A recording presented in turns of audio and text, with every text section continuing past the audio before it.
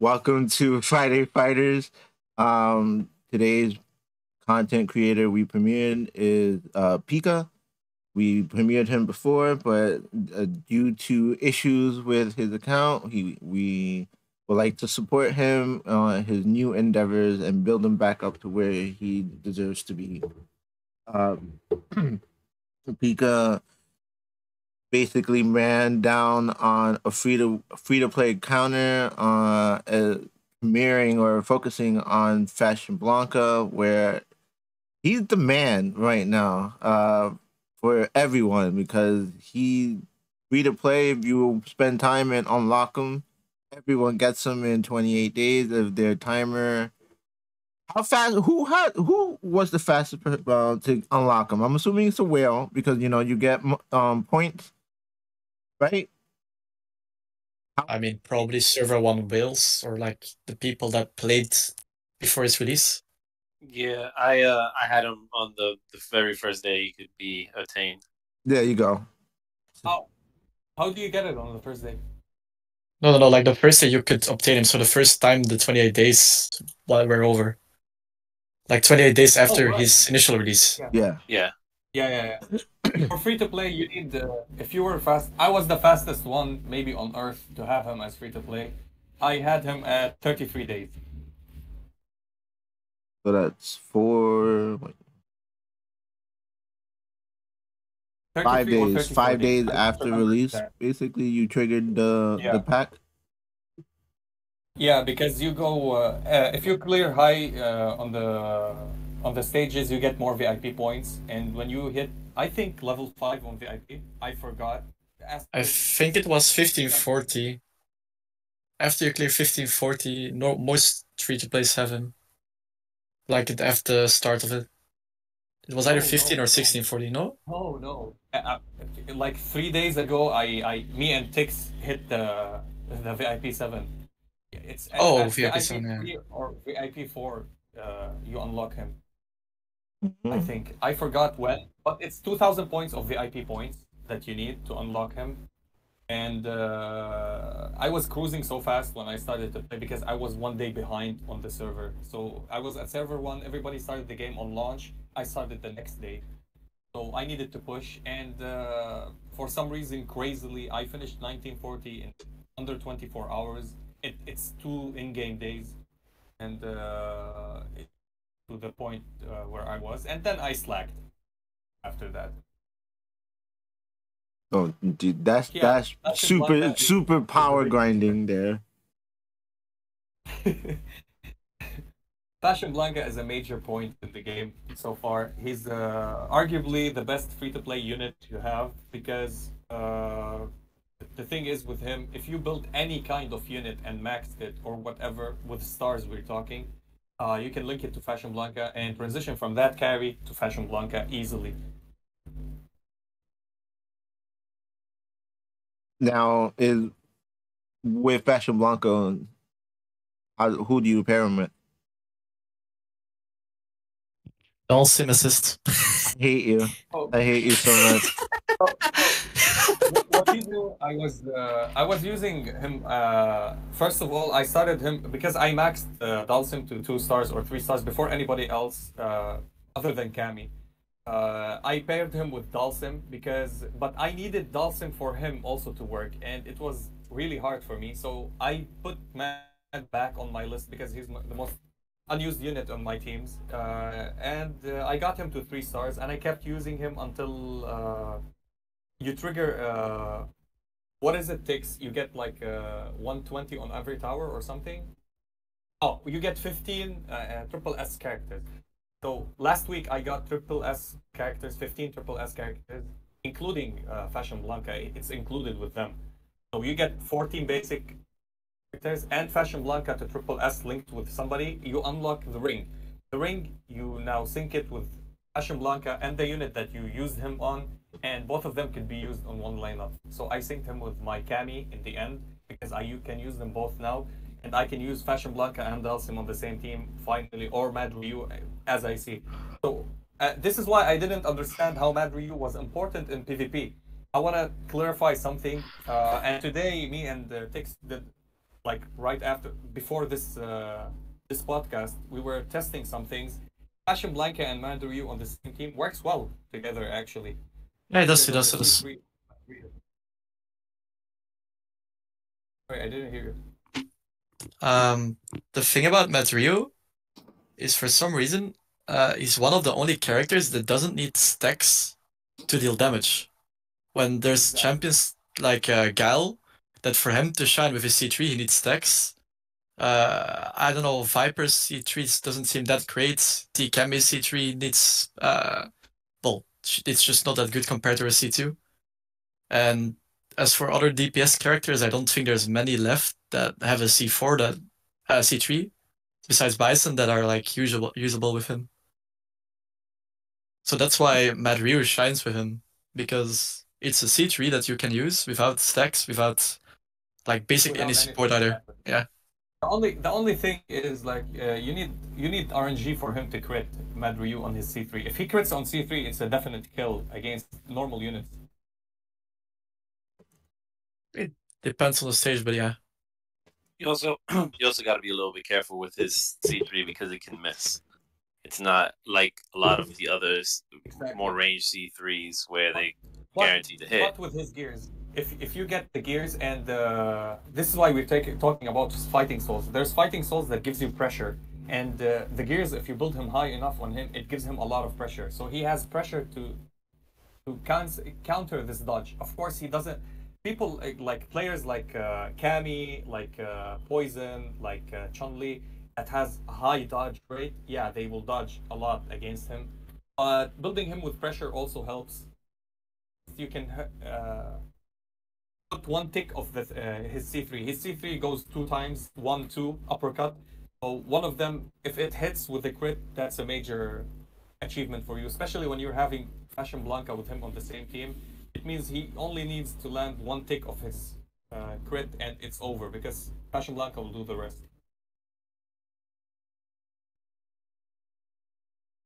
Now, my question, yeah, don't disrespect me with my Dawson. I've been the main Dawson for the day I entered this server. Yeah. For anybody who's asking, I didn't main Dalsim because I put him on my main tier list because I want my wish list because I wanted to build him, because I was like, oh, I want him to be the main fire, but he wasn't the main DPS for my account. I was so lucky to have lots of copies of him at the day 1. So he got the triple S before Cammy did. Yeah, But no, I'm not one going to that put who- no disrespect who on had the Pika. thing He was definitely you. used these units first. Like, he banged this thing out like it after quickly and had the max. I just got my max very slowly. Don't, Yeah, but you know what? Y'all somebody is fighting the one words. that made him. It's you. It's Sir Turtle who made him and used him everywhere. Yeah, So if you want more insight from Dawson, I'm waiting for your video. My computer's dead, so as you can see, the struggles that I have to even stream on Discord with my wife's laptop. So it's hard to record videos at the moment. Okay, do you know how I record? I use my iPhone using the game. I record the footage on my iPhone and I add the voice over. We'll talk on the side on DM so you could let me know how you record, because I don't. Yeah, we'll talk about that on the side. Okay. But yeah, there's so many topics I want to talk about. We have athlete Chun-Li, we have Summer Yang, we have the hot topic that's for at least the past couple of days is Dalsum versus Viper, and obviously Guile is always a topic within those 3 because it's like the trifecta of DPS for free to play. And as always, I like to talk about the events and what's expected, what's going on now, as we have this Powerball like event. I don't remember the name at the moment. So there's a lot of things. The bingo. Lucky balls. There you go. Thank you. So there's a lot of different things I want to talk about. So does anyone have any experience with Athlete Chun-Li or Summer Yang, and would like to speak on them at the moment? So, if nobody want to talk, I can talk. It's not on my account. So I have my friend Lulu. I hope he was here so he can talk, but he hates Discord, Twitter, Reddit, and everything because he found social stuff toxic. So he lends me his account. He's an A player. He maxed everything. He put so much money on his account. Every unit that drops on the same day, on the same spot, he have it 5-star, plus 40, 6 stars. Actually, 32 cars, if I'm not mistaken. So I tried when Chun-Li was there. Everybody were hyped. They're saying a lot of stuff. I watched videos. Of course, first video I watched is Painblade because he covered fast and he talks about it. I wanted a clear understanding about it. She's good. Is she that good? Not to be put in with like to put her in the tier list with the same units as detrimental for your account progress. How she works is she's basically more defensive than offensive, with a bonus of attack to give the teams. Is she needed for your account? At the start, no. Mid game, you can start build her. Late game, she's so important for your teams, especially for your second team. Your first team has Beast Zangief. The game didn't introduce for us another stunner or freeze unit except Dante, and he's not accessible for everybody in the game. Casual may have him like at A or A plus S if they're lucky. High spenders will have them built, but before that, you can't use his freeze because you need the cars, I guess, for the freeze or the plus 30. And he stuns. And is he important for your team lineup? No, he was an event character, limited. It's hard to build. So we needed something else for the second team, and it's survivability. And what happened is they dropped 2 units that can help you survive. One of them is Summer Yang with his shields and heal, and the other one is A Master Chun-Li. And Chun-Li, what she does with her Vortex, if you unlock her to double S, you can have her to plus 30. Plus 30 is a bait, don't do it. It's stupid to do, actually. Plus 20 Wait, on who? is where you, plus 30. No, on who? Master. Summer Yang or okay? No, Chun-Li. Yeah. Her plus 30 is when you take 6 attacks of range, your Vortex will disappear. And this will never happen. Because you'll drop her at the start. The Vortex will be there on the start. You'll do your combo. The Vortex will be there. It's now 2 Vortex, not 1. If you do the combo immediately, yeah, it stacks. We tried it, but it doesn't show on the game on the battlefield 2 Vortex. It shows 1. I don't know if it's because the way I tried it or I didn't see it correctly. But what we knew is the team against us did 2 full combos and the Vortex stayed there, and it had ranged attacks. It was poison against the poison team. It doesn't disappear even if you have her at plus 20 and not plus 30. So keep that in mind. So it doesn't need to be that much invested in. And the cars, of course, when you get her to triple S, the cars will add more damage if you have her on your main lineup. Now, as for normal players, casuals, and low spenders, we'll use her on a tag position because what we need is her exclusive to be working. And when you drop her and her exclusive at plus, let's say plus 20, if it's at plus 1, it works. But if it's at plus 20, where you need her to be, because it also helps you counter Thunder, Flame, and Infernals. She's in tag position. The Vortex starts with you at the start of the game. You take 25% less damage. You take 50% more resistance, so you don't get bleed, burn, freeze, or thunder shock. Maybe if the RNG was correct and you were having a good run, you'll never take any bleed, any burn, anything from that. And it stays for 16 seconds, 14 to 16 seconds. I don't remember the number. And it will help you a lot, especially if you have a team with, let's say, E Honda or Abel on your team, and Rose. Secondary team, you have Rose, you have Chun-Li, your main carry, and Abel with shields. Abel put the shields, she put the resistance. The shields are stronger, the resistance is stronger. They do their full combo. You don't wipe, you heal with your Rose. You're good to go. You can fight again, or you put Elena on the team instead of Rose. You use her for the passive healing when she's on the main lineup. Also can heal. You can use other units that can help you tank these stages for your carry to do that much of DPS. So is she needed for the second team? Absolutely. Now, Summer Yang, is he needed for the second team? Very much needed. He's 100% a better support than Chun-Li. Not for DPS, but for survivability.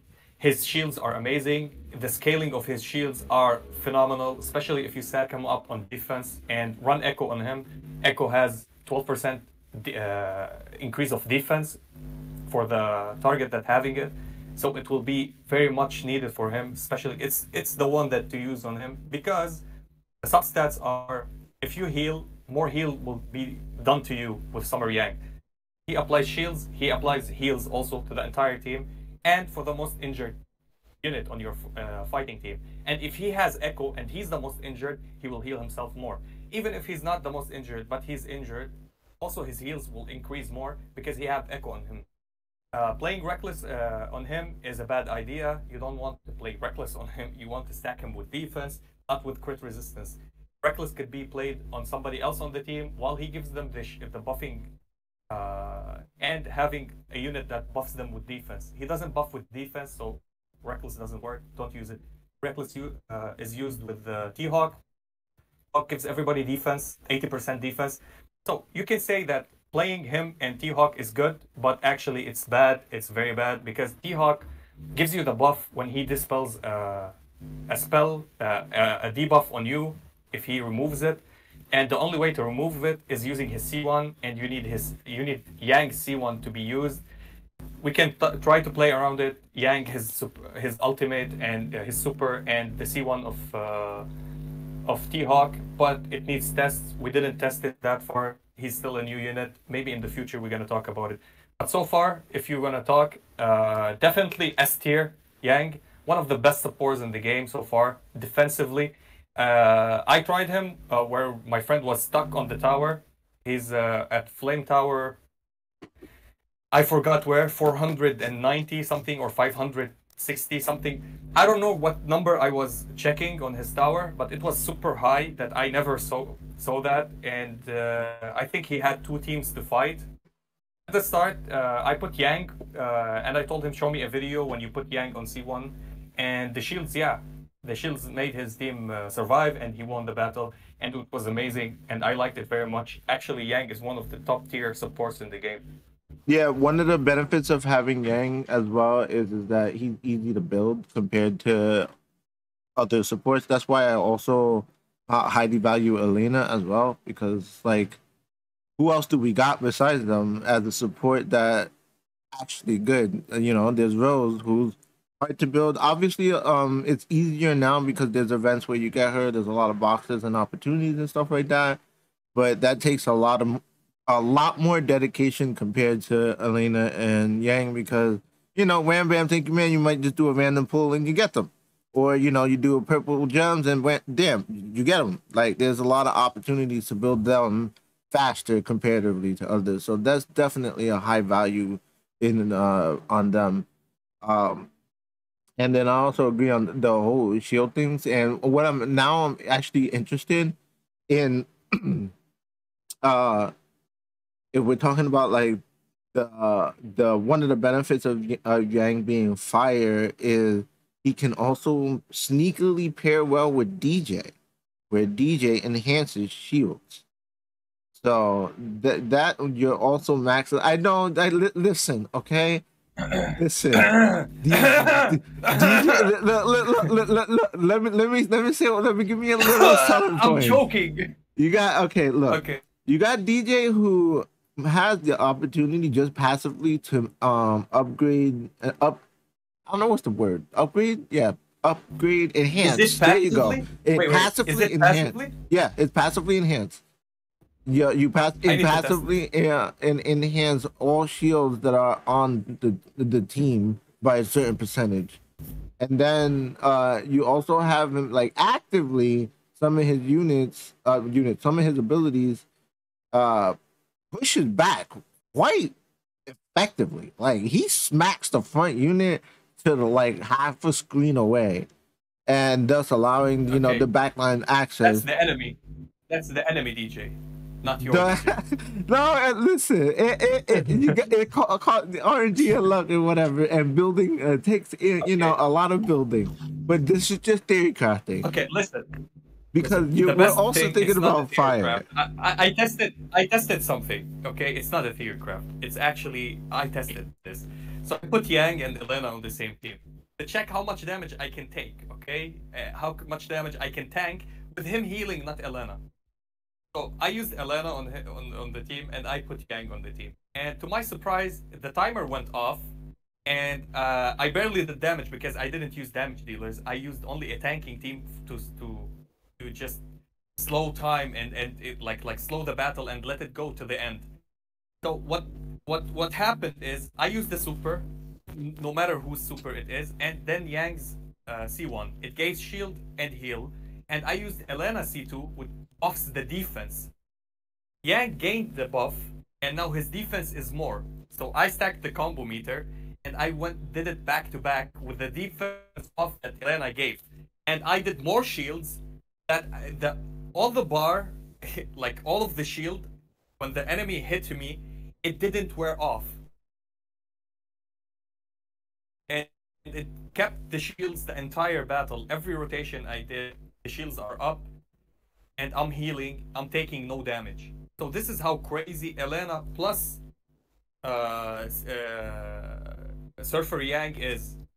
Listen, I've been preaching Elena. Somebody, actually, it's not day one. It's not something that I created or discovered. It's somebody who told me that. Actually, he told me, "Oh, Pika, can you test this? Because it's on defense, and Elena on C2, she gives you more defense. Yep. Yang gets more defense, so big shields." Yeah, that I since I don't use beef or beef and beef, I use Elena since day one because she's how I survive. Like there's no other way around it. Her dot healing is amazing. Yang is good for your fire team. Yang is good for your fire team now. Yeah, I'm gonna have to build him. He's definitely on my wish list. So may RNG bless me. I got him by mistake today. Now he's A+ for me. So let me add a little context on like why I use Elena and why I don't use B. Yeah, and also just in general like team building and story building and overall, we have a total of 5 teams that we have to build, and we have only one B Zangief. So not all teams will include interrupt. So you have to think outside the box in a certain extent, and how are you going to survive damage? How are you going to survive, like countering your team and stuff like that? If you're only thinking about using one team, that's a whole different conversation. That's understandable.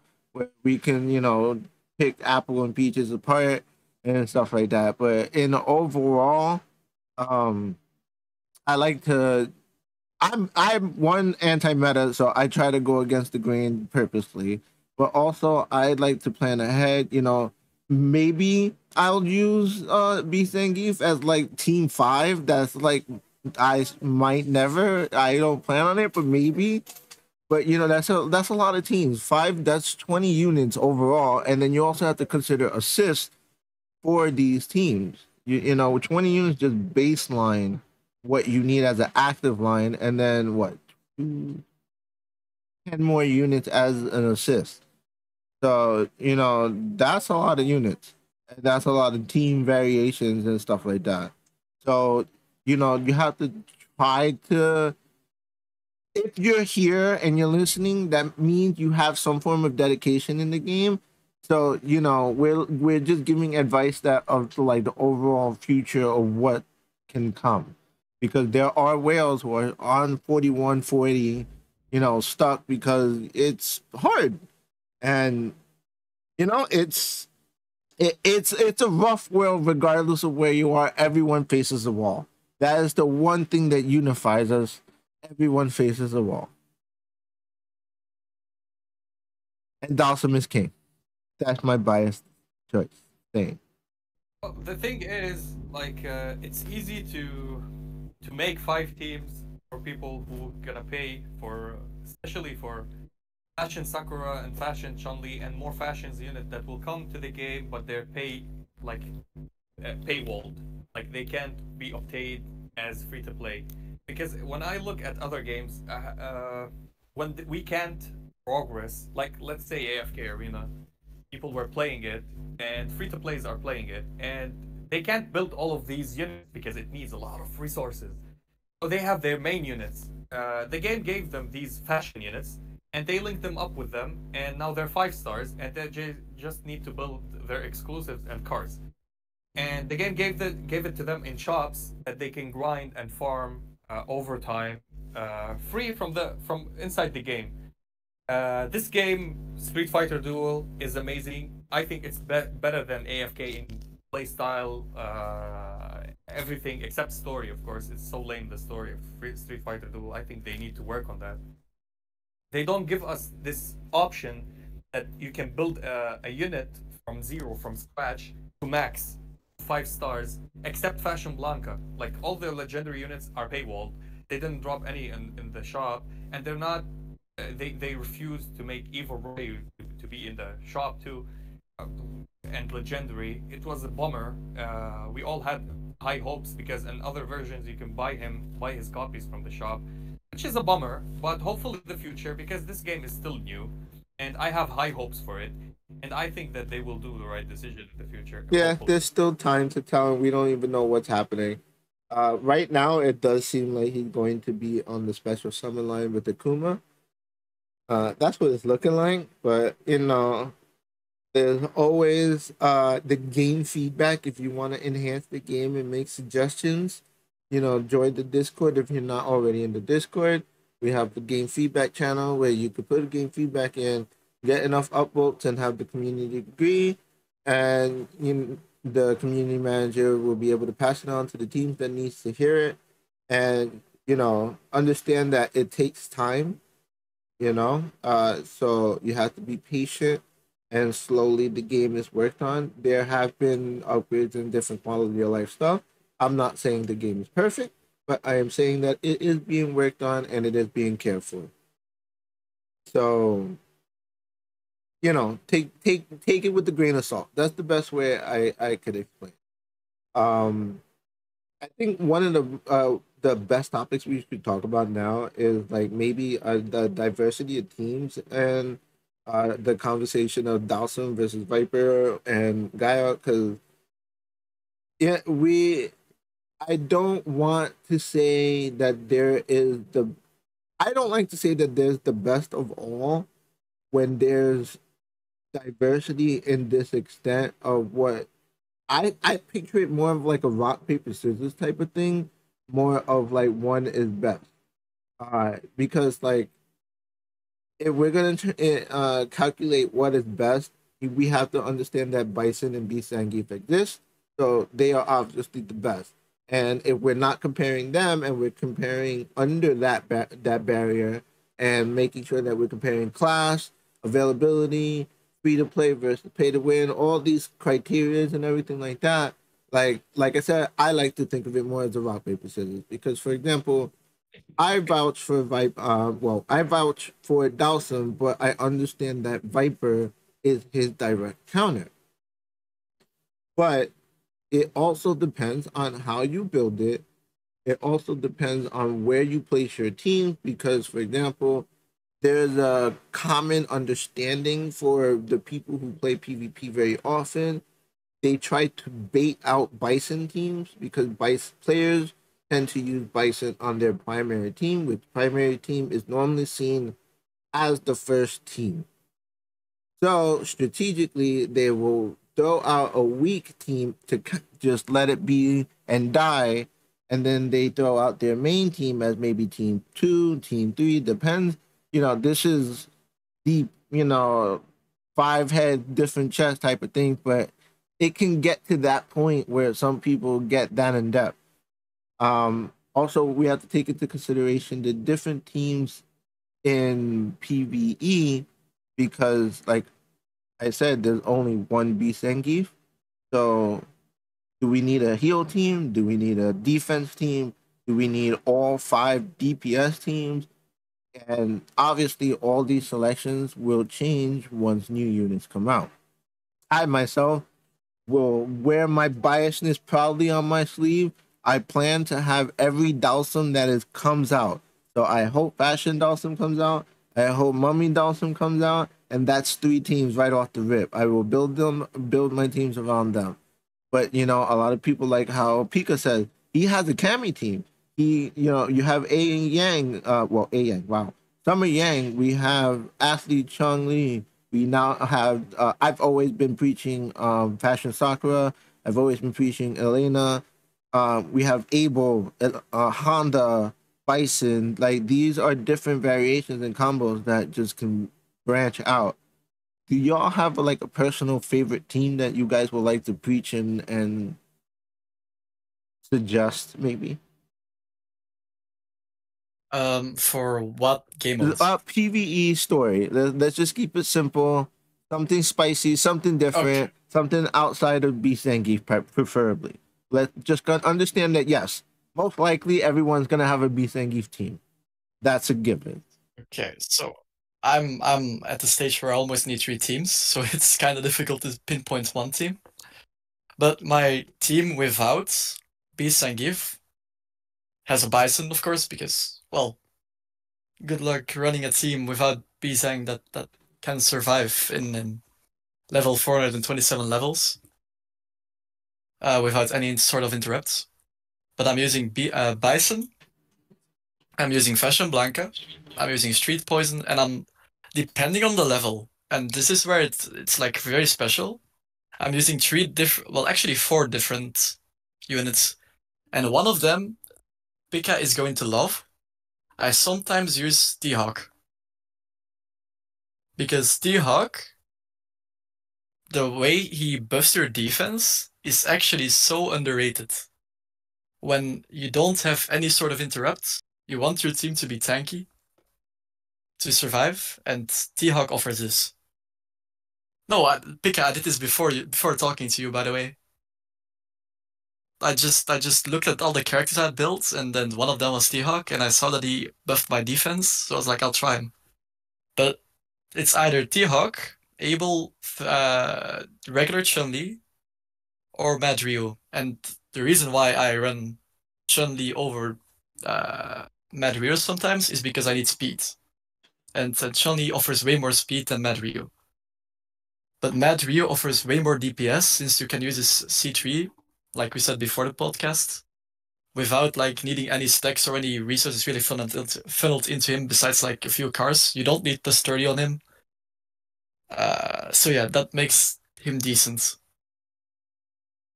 And that is my team without Bison. And for the assists, I just throw in a lot of random stuff. If you're talking whale stuff, I have a Fashion Sakura, of course, that I sometimes use, but mostly I use, to the great spite of Mr. Sir Turtle here, I really like Dhalsim Assist. I hate you. On my I Fashion hate you Blanca. so much.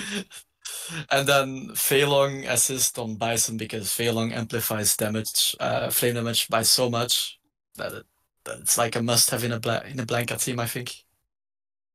Yeah, I'm not gonna lie. Like Fashion Blanca as just a sole DPS, he really doesn't need a team built around him. He's just good by himself, and so adding more stuff on top of him just makes it better. That's primarily it.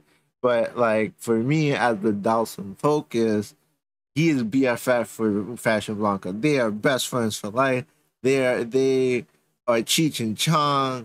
They are Luffy and Zoro. They are peanut butter and jam. That they are the best friends. Like they work off of each other so well. So that's why I like to preach them, and it hurts my soul when people are like, "Oh yeah, I use Dawson as Fashion Blanca's assist." I'm like, I understand, but it still hurts my soul. I'm good. I would like to throw out my team as a second team since I don't use B Sengi.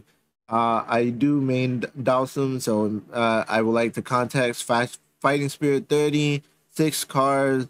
Manual is where it's at. Dhalsim is PvP king. Dhalsim is a PvE king, in my personal opinion. I am heavily biased. I pair him with Fashion Blanca. I pair him with Bison, and I use Elena. I interchange with my assist, but my primary assist I never change is Fei Long on Bison. My second assist I change from Abel to E Honda to Zangief. I've been testing out because of his soul uh defense against, as I'm like, sometimes it helps me survive Bison a little bit. Um and my explanation of the team is Bison buff, Bison immortal, Bison's just Bison. Then you have different combo variations where you can do Fashion Blanca, Elena, Fashion Blanca, Dhalsim. You can do Dhalsim, Fashion Blanca, Elena, Dhalsim. You can do Dhalsim, Elena, Fashion Blanca, Dhalsim. There's so, yeah, you're gonna hear Dhalsim a lot. That it's just, one thing is that his ender is mandatory, his opener is flexible, and never uses C1. It's useless because he automatically does it not when he's not active, and it as soon as It he doesn't starts his stack. game. The C1 doesn't stack if you use it again. Yes, it does. So why is it useless? But the thing is that the kit automatically does it. But if you use it again, does it double the damage? I mean, it accelerates it, yeah. But like, we're talking about the competition of To be C1. honest, It's pretty heavy. a new player comes to you now and want to ask you a question and tell you, I want to progress so fast. I started the game. What unit should I build? And without you being biased, would you tell them Dhalsim is the best unit to start with? No, your I tell account? them Guile. Or we need two options. I mean, that realistically, I Vice. tell them Guile. As a free to play, I tell them Guile. That's the best option to build.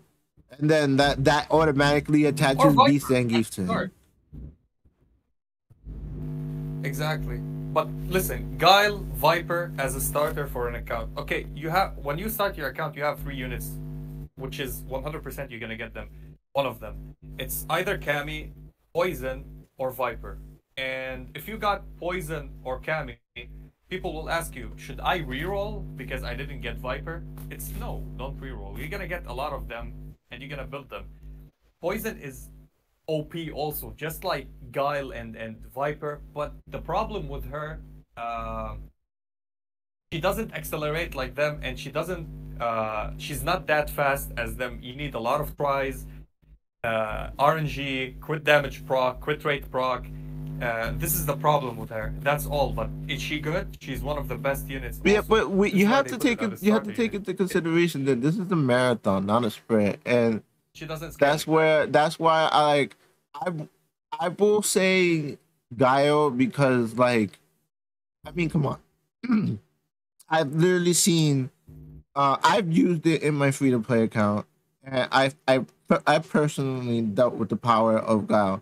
And then obviously we have Hicks, the man, the myth. We have you, who also, preach the word of Guile. We understand that he's easiest to build, and that's why I initially, for someone that's coming into the game as a new person, will always preach Guile, but I always like to add an asterisk and say Dalsum is still king, because at the end of the day, like, we're talking about a game that takes time to to get.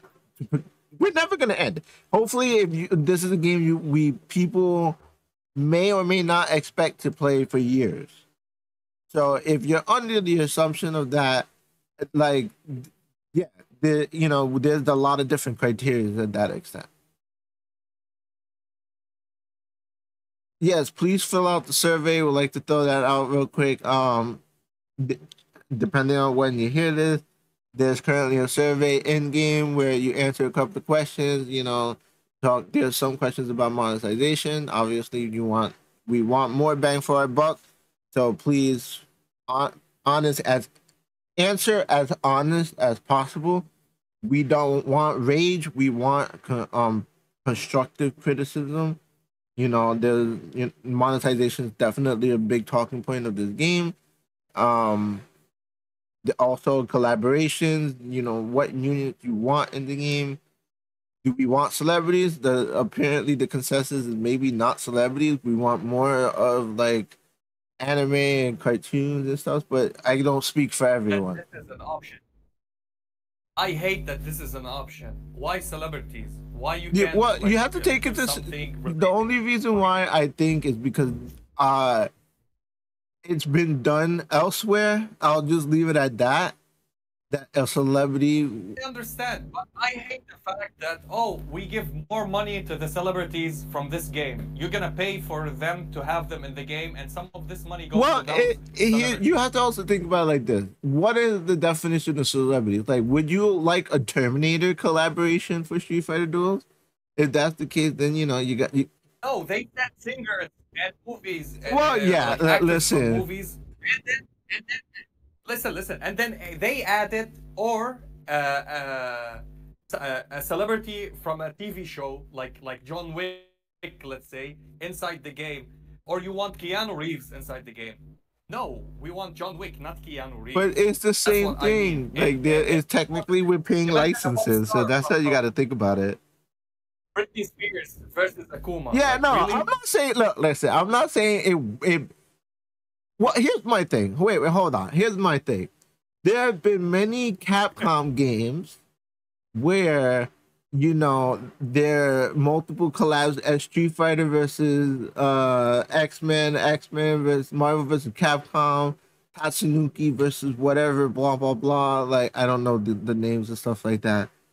And like then we can also talk about like Mortal Kombat where they have like Leatherface and this, that, and the third Joker somehow and random stuff.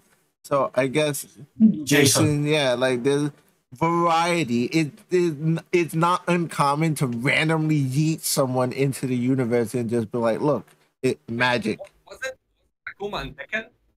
Right? In Tekken. Were there Akuma and Tekken? I think he was featured in Tekken. I think so. Yeah, there's a Goki on Tekken.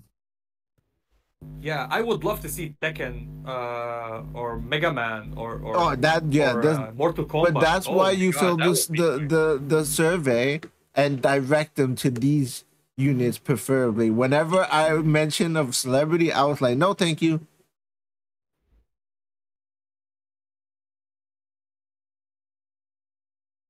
Yeah, look, I wanted Wu-Tang. I mean, like, give me some Def Jam Fight for New York.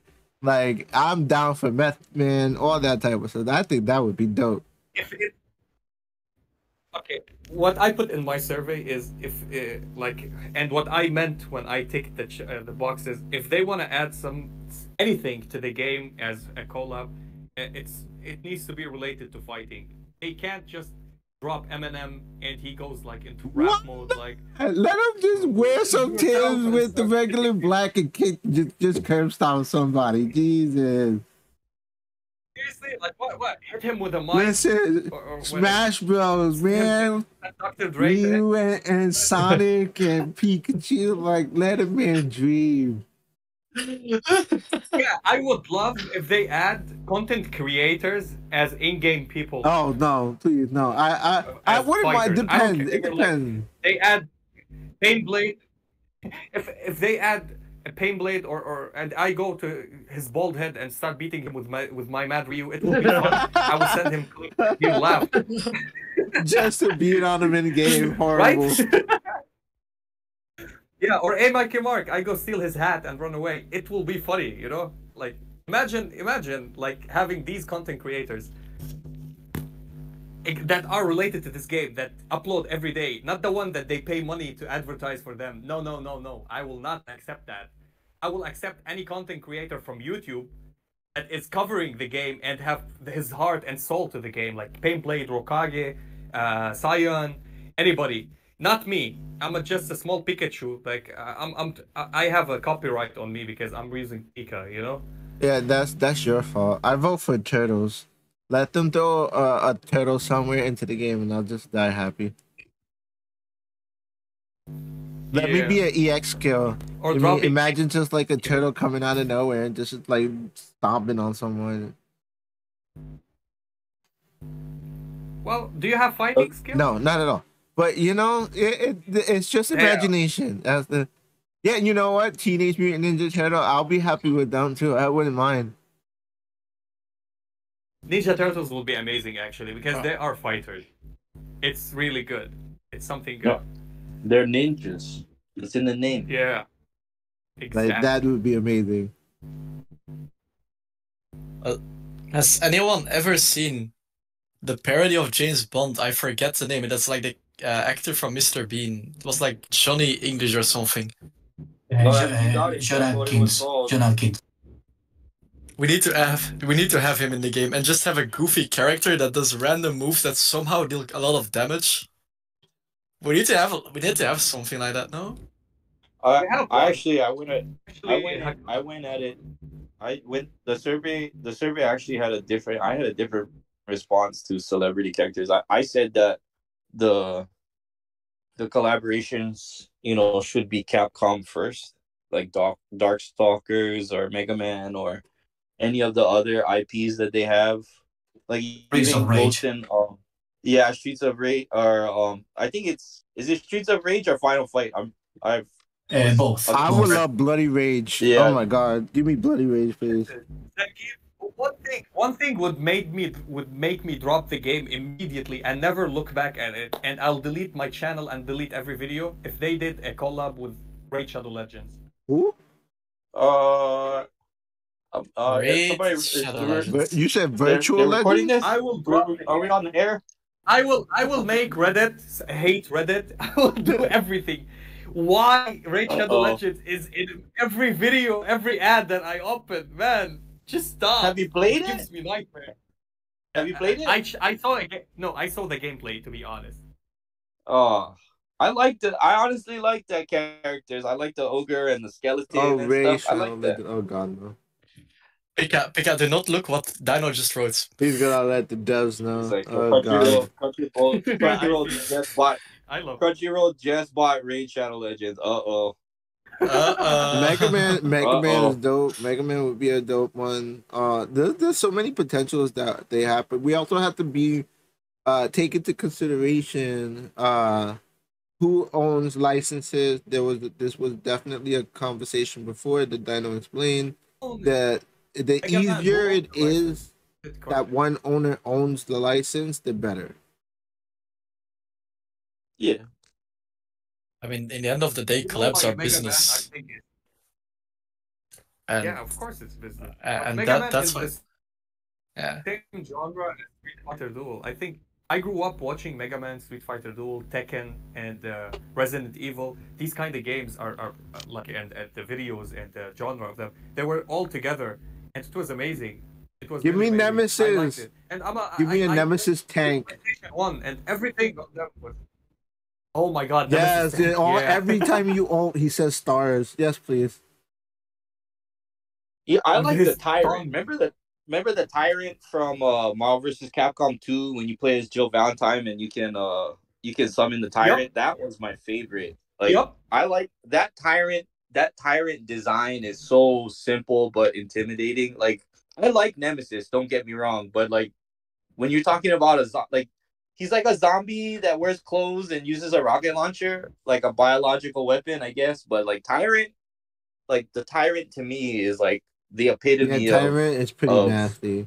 But Dino just mentioned Spider-Man. Oh my god, please. I would go bankrupt for Spider-Man. Give me Spider-Man, give me Miles Morales, give me Venom, Carnage, any of them. Oh my god. Yes, please. I mean, like Nemesis is a tyrant, so it's like, I guess it's like tit for tat. Like he is a mutated tyrant. Yeah, but I like William. William is pretty dope too. I mean, these would probably be like boss characters of some kind. I since I'm watching it now, I'll throw out One Piece. You know, there's a lot of different viable characters it may look nutty and They have their wonky, own but they're all gameplay, right? dope. And you know, Like One Piece has their own. Like Shonen usually puts the lock on their things pretty hard. so that's probably less viable. But the one thing is Crunchyroll has fingers everywhere. Yeah, true that. Oh, does it? Isn't One Piece on Crunchyroll? Yeah, One Piece is on a different Crunchyroll. stream, but okay. To an extent, I think. So it's called a crossover if you have two games, but it's called a collab if it's with an anime or something not related. That's true. Game. Wait, no. Okay. Because Monster Hunter is a game and it was a collab, and Devil May Cry was a game and it's a collab. So I think it's they're both owned by Capcom. That's true. I might add. I love the fact that they mentioned Blue Lock. I was just like, oh, is that an option? I would freak out. It's super popular. I would freak out. Yeah. I love that anime. But I mean, if we're talking like another rich and diverse franchise, I mean, you can look at rival schools, and there's literally a trope. Every high school there's a soccer player in rival schools, Rolando, and like he was pretty top tier in his game, but like Project Justice, rival schools, I feel like it really paved the way a lot for what Capcom was trying to do with their fighting games. Like it went from like fighting EX Layer and like Street Fighter EX, and then when you get into the Dreamcast era and you're looking at Street Fighter Alpha, or you're looking at Rival Schools. Like Rival Schools was a 3D game. It had a sidestep and it had air combos, and the air combos in that game were super fun. You could do tag air combos, and like you could do team up supers. It was a really, like, if you want to learn about something in the fighting game like ecosystem, look up Rival Schools and look up Project Justice, and like you'll watch it and be like, oh, this game was like made to be made into an anime or a manga.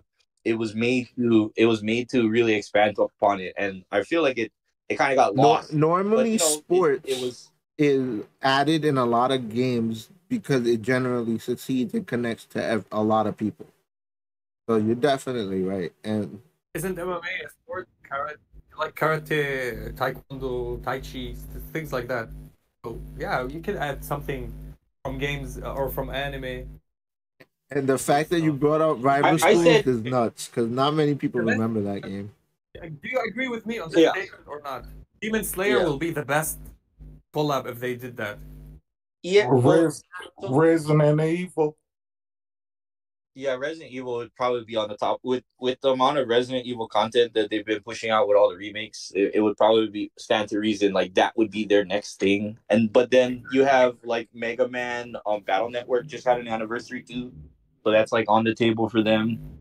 But I don't think they're too keen on capitalizing on momentum. They're just at the game where the game is at right now. I think they're just trying to play to their strengths, which is the Street Fighter characters.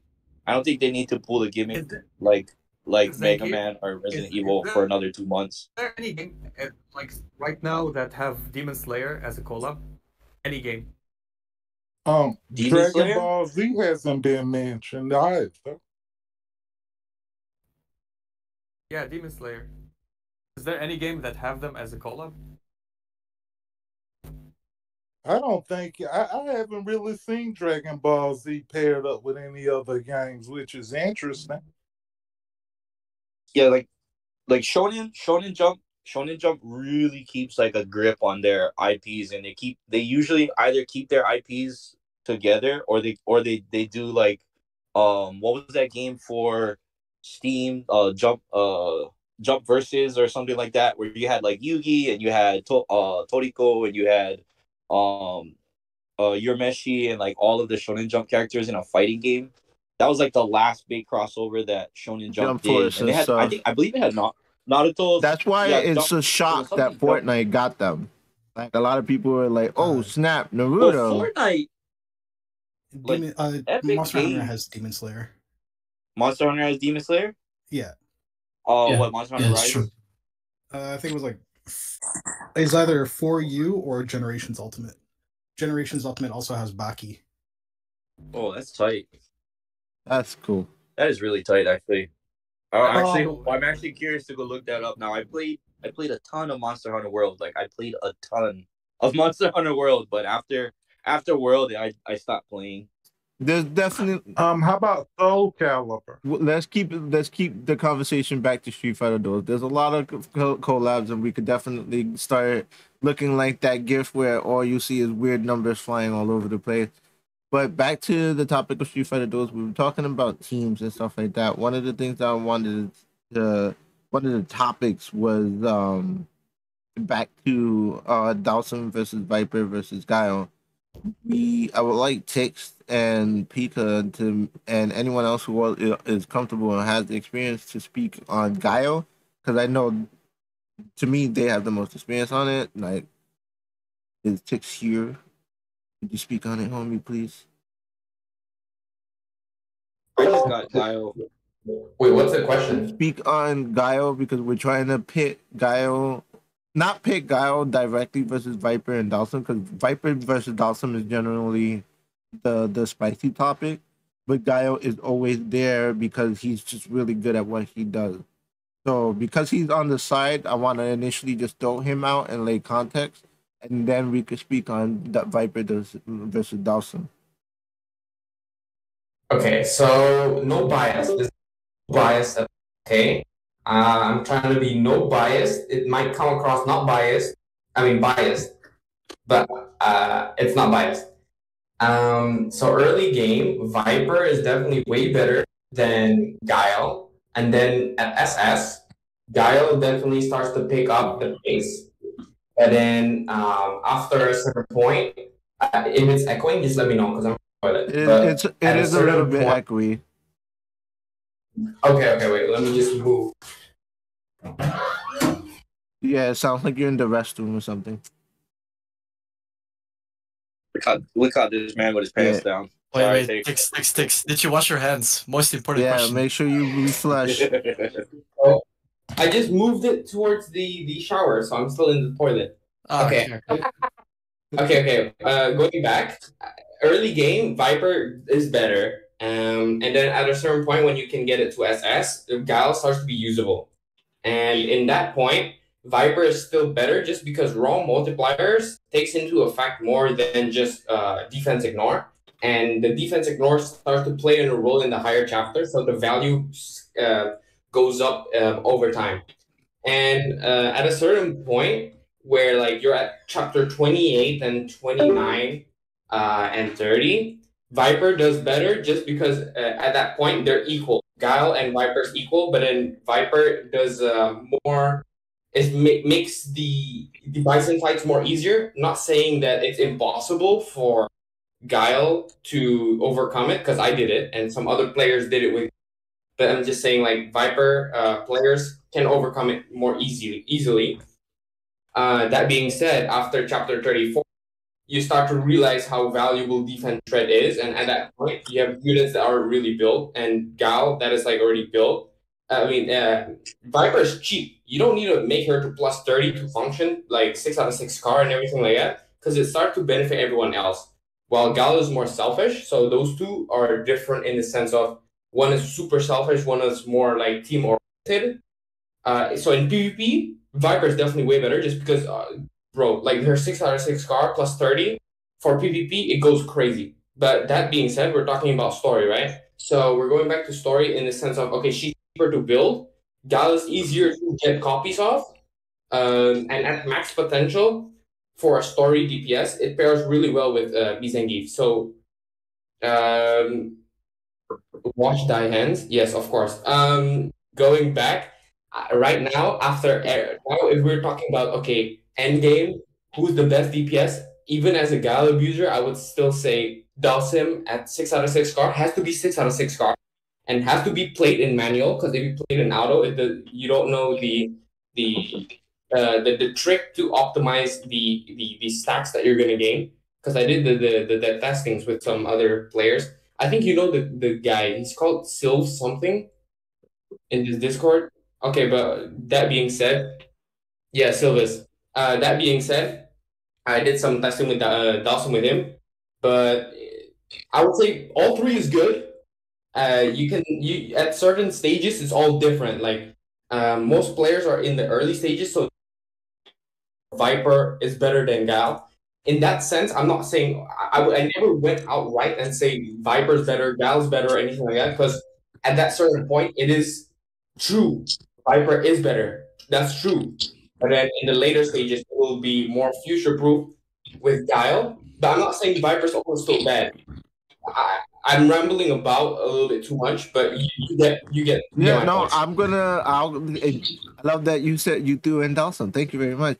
But the reason I like just to explain um on why Dawson works on manual with 6 car and Fighting Spirit 30 is that you're playing it slow. You're letting Dawson with his cars, he has his yoga tower. And he whenever he's not doing anything, he's always in yoga tower. So that's why Tix mentions multipliers and stuff like that. You're constantly stacking fire and effect and dodge. And with that, you can also control the combo. I don't often actively use Yoga Tower, but you also multiply with his fighting spirit on burn stacks. I like to pair him Yes. with Fashion Blanca because Fashion Blanca has good decent amount of various burns with his super, his C2, not so much his C1 because his C1 uses wildfire and burn. I'm not too sure. I have to reread that one, but it doesn't add burn onto it, from my understanding. No, I mean like definitely like what the sir mentioned, right? I think most of you guys are not really familiar and maybe confused on what the 6 card does until you start to go to the trial and test it, or you have it. Like Sir Turtle has it, so he knows what it does. So basically, just to make it the plus 30 makes your C3 guaranteed burn and everything like that. So it's definitely a nice C3 boost. But the main thing is the 6 out of 6 car, where every time you're in, if you do a super, right? After you're done with the super combo or any other combos, he's gonna be in the idle phase. So his C1 stage, and the stacks does not go away if you time it correctly. So when Sir Turtle mentioned manual play is the way to go, is because you intentionally wanna delay your combo 1 and combo 2 to the very bottom, because you want to have the most stacks possible until you do your stuff. So if you do it correctly, so what I mentioned is like if you get the flame stacks and everything in 3 rotations, you're gonna get 30 flame stacks, around 8 penances, and around, well, yeah, those are the two main buffs. But if you read the skills, because if you can visualize the kit while I'm mentioning it to you, it's intuitive to follow around. But just the TLDR is just like with 3 combo rotations, meaning super to combo 3, super to combo 3, super to combo 3, around like 40 seconds into the game, because his stacks does not go down. There's an infinite cap. So he's basically the best DPS if there's no time limit, hands down, in the game. Like if there's no time limit, he's the best. But there's in this game you have 90 seconds, right? So I'm losing my breath. I want to add on to that. I want to just add on to that because it's like, because of how I play, my play style, I'm anti-meta. I don't like to use B Sangeev. And again, not every team is gonna have him. You have to be aware that you're gonna use multiple teams. So when I was thinking of how to use Dawson, and I automatically just knew like I need a support or an idea of like how to survive the game. And you also have to take into consideration, like I said, assist and EXs make a very big deal. Abel on Dalsum is insane. Abel as an assist in general is really good. His shields for the team is nuts. Well, on crit hit. So I'll just make clarify that on that. Fei Long with burn and fire, it's with just you feel it. You can see how the burn takes over time. And also, I thought about it in like how Tix mentions rotations of skills. I'm a WoW player. I don't know if others are. You know how rotations of skills is very important to maximize DPS. I think that's just in general for all video games. You want to have the maximized potential of damage in a rotation, and with manual as king and how you use your rotations, like in depending on the team itself, like how Tix mentioned, you want to keep the buff up. You're timing things at a certain pace. I use Fashion Blanca with Dawson to maintain the burn. Tix was mentioning a combo of Dawson with Viper because Viper allows you to trigger the burn, which that's still on the testing block. But there's just understand that there's a different variety of play styles now. And I like to use Elena as my support, but now with Summer Yang, I'm actually really interested on how he adds on to Dawson with Fashion Blanca. So that's one thing I'm interested in.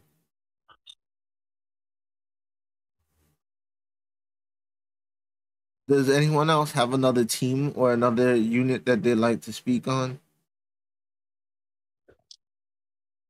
I've been having trouble. Like, yeah, go. oh, sorry.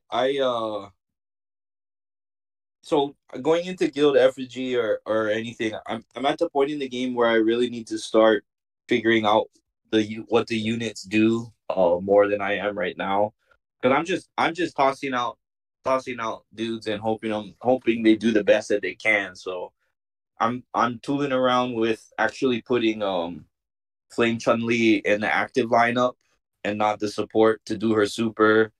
And then I'm checking to see if Dulcim's combo 3 is gonna do more damage, and if I need Flame Blanca's combo 1 to do more flame damage and things like that.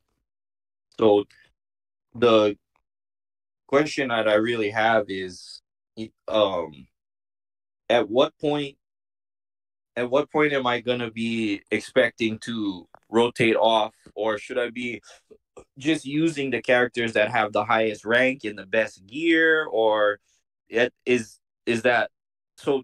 To give an example, I have my Dulcim Fight Soul 20 or Fighting Spirit 20. He's SS, he's triple S plus 4. He's all tier 2 gear. He's at he's only at 1 car though, but I have a Guile with not as the gear's not even close, but he has 3 car and stuff like that. So how are you guys testing these team comps, and um what should I really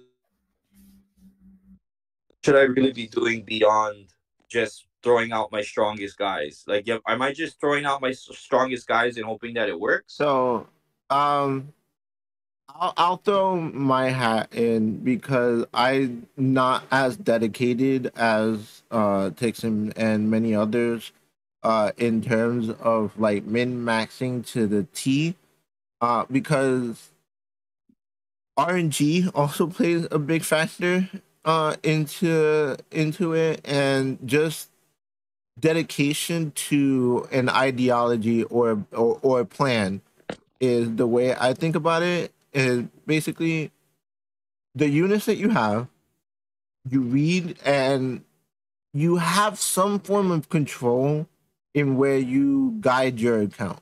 You have wish list, you have divination, you have choice, unit choice recruit. You have a lot of different options that you can somewhat control. You're still in the mercy of RNG, but it is less to an extent.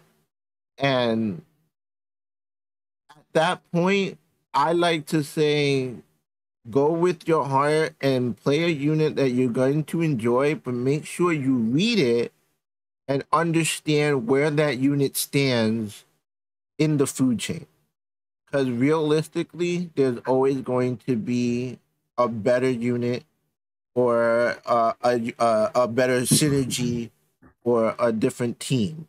So that's one thing that a lot of people when that's why like I do a tier list because it aids and is informative, but it's dangerous because a lot of people get hung up on okay, this unit is the top. This is the only unit that I should be focusing on. And again, this is a marathon, and we're talking about 50 plus units coming. That's 40 starting in the game, and we're already at another what 8, 10? I lost count. Well, the thing is the question that I really have is so I haven't established premise for how I'm maximizing damage. So I have a flame setup team. I have Flame Chun Li and Fashion Blanca, and I have a really decent Dhalsim who's on his way to. I mean, for lack of a better word, he's on his way to getting max, right? So like, Fighting Spirit 20. He has all tier 2 gear, all max gear. I don't have all the cards. I got one card. I have one card for him already, and an SS box at the ready for him to get 3 car and things like that. So, I'm beginning to get Vipers. I'm beginning to get Guiles, and I'm beginning to put little things here and there that are helping the other characters out. That are helping me uh kind of expand my game, so to speak. Like I'm getting into things like the towers, and my Super Showdown teams are better. My interactions with Bison teams are better because of Viper. My single opponent DPS is getting better because I'm switching the Guile and trying different things. But my biggest thing is having issues testing it. I'm having issues testing out my theories. I mean, I could probably try it out in uh the guild rates. So you get 5 chances at those, and you can pay for more gems for more chances at those. And but each guild boss is different, and maybe it's part of I need to put more dedication into understanding the concepts instead of somebody hand holding me to do it. But it just begs the question, if there was a way to test out what you're capable of in the game reliably, like with a training dummy You or don't you or don't have we don't have 100% reliable, but Tix mentions trials is a good way. When you click on the character, you're able to like test out that specific character, and I think it gives you a random team or a team that you can try out, and you get a feel for the character. Um, so uh-huh. that's one way you could go about it. Again, another one is obviously I understand what you're talking about where you like to test things, but realistically, unless you're spending or have it, my the best thing is the community. The asking is a wonderful way to go about it because it's like Yeah. it all depends on where you fit in this ocean of a game. That's basically the realistic ideology of it, I guess. If you will or not or Yeah. whatever. But if I need to do some peer review. Basically, it's just like, hey, this is what I got. yeah, Where should I be focusing? That all comes down to community interaction yeah, and stuff. because like I've been out of the space I'm for a not while, gonna lie. just I'm not because gonna lie. Pika has an the amazing camming team. I'm like thinking, okay, is that gonna be one of my 5 teams?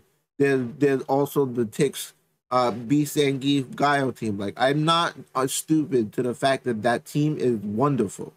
I vouch for Dawson. Viper is an option. So like, there's a lot of variety. It is. I guess at the end of the day, you do have to pick what you want to pick, regardless of the numbers, because biasness will always creep in at the end of the day. yeah.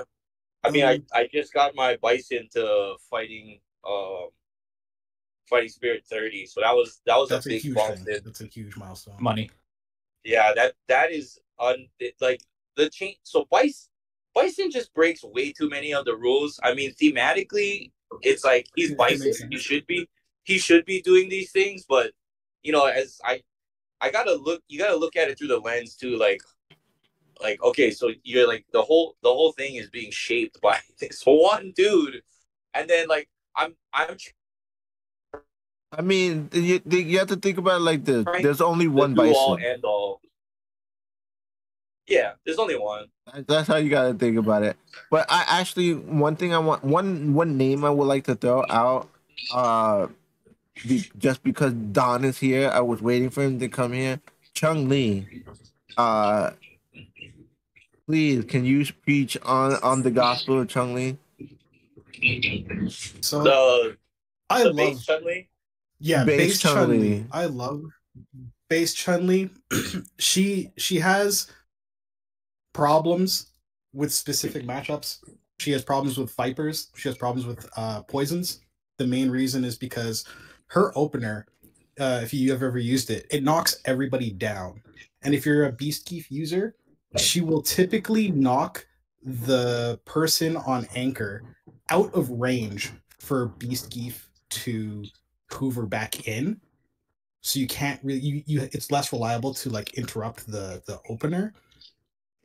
But if you have her built and whatnot, it almost and you know how to like work it, it doesn't matter too much. It's just something you need to be aware of. But what she does is she allows you to just like overwhelm your opponent. So if you play Chung Li like you're playing Guile, you're usually waiting for an interrupt, blah blah blah, and then you get the flash kick, and it does its damage. Chun, you can't play her like that. You need to be a little bit more aggressive, especially if you have her FS30, because you can like start your combo.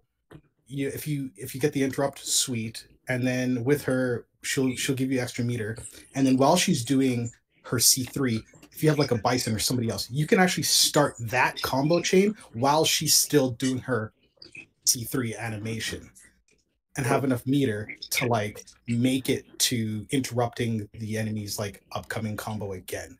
Like you can slot in 2 to 3 extra whole combo strings instead of just waiting for a chance to interrupt, if that makes sense. That's awesome. I love it that like her acceleration is almost like it's kind of like how in Shadow Blue where you're like stacking more meters up to 3 times and you're just like eating combos and stuff. Yeah. So if you play her like a unit like Guile, like as Guile is your DPS, you will time out. Like she can't play it like that. You have to be hyper aggressive and try to figure out when you can time it. So like say versus a little bit of a slower team, I know that combo rotation 1, I'm gonna have to like not attack again. I'm gonna have to wait for combo rotation 2. I should have a ton of meter by the time combo rotation 2 comes up. But as soon as that happens, I can just mash and overwhelm the opponent and they're deleted. Now, who do you pair it with Chung Li? As like an assist? No, in general. So like what team do you run with Chung Li? Oh, I mean you're using like you can use the regular the regular Bison Beast Keef. For an assist, I usually run, or for a tag or whatever, I usually run Able. Not that I like need it, but because you're kind of playing super aggressive, there is a chance you might miss time and interrupt, and then something gets through, and Able Shield just allows you to kind of screw up a little bit. Able Shield is so good. I love it. Tix put me on it, and ever since then, I'm building him. He's almost at Fighting Spirit 30 because like people don't realize what his fight. I guess people don't realize what his Fighting Spirit is 30 because they don't want to read or whatever, or they don't focus on him and they're just like, all right, whatever. But let me just put a little. Let me throw it out there what he does. This man in his combos, as he obviously we're talking about built up and stuff like that, he gives himself and his team a shield that is based off of hit, not damage. So he can take a full hit like it's nothing. Now, his skills allow his shields to also progressively take more hits as the higher levels. So some shields can take 2 hits versus 3 hits. Then his fighting spirit 30 says when he gives his team 1 shield, he'll give them 2 instead. And when he gives himself a shield, he gives himself 3. So at that point, you're getting anywhere from 4 to 5 hits that you're just soaking as a team. You're Oprah Winfield, you get a shield, everyone gets a shield. And like with the pairing of Chun-Li, I can only imagine you're just constantly I love the word yeet because it's just so perfect. You're just throwing shields left and right, like you're Randy Johnson pitching for you. So like that's beautiful. I love it.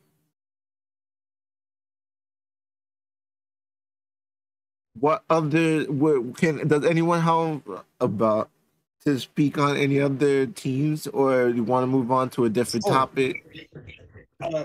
Can I just touch back? Yeah. Because Zangief was talking about how to like test teams. One thing that I've done is like this is how I've come to know that.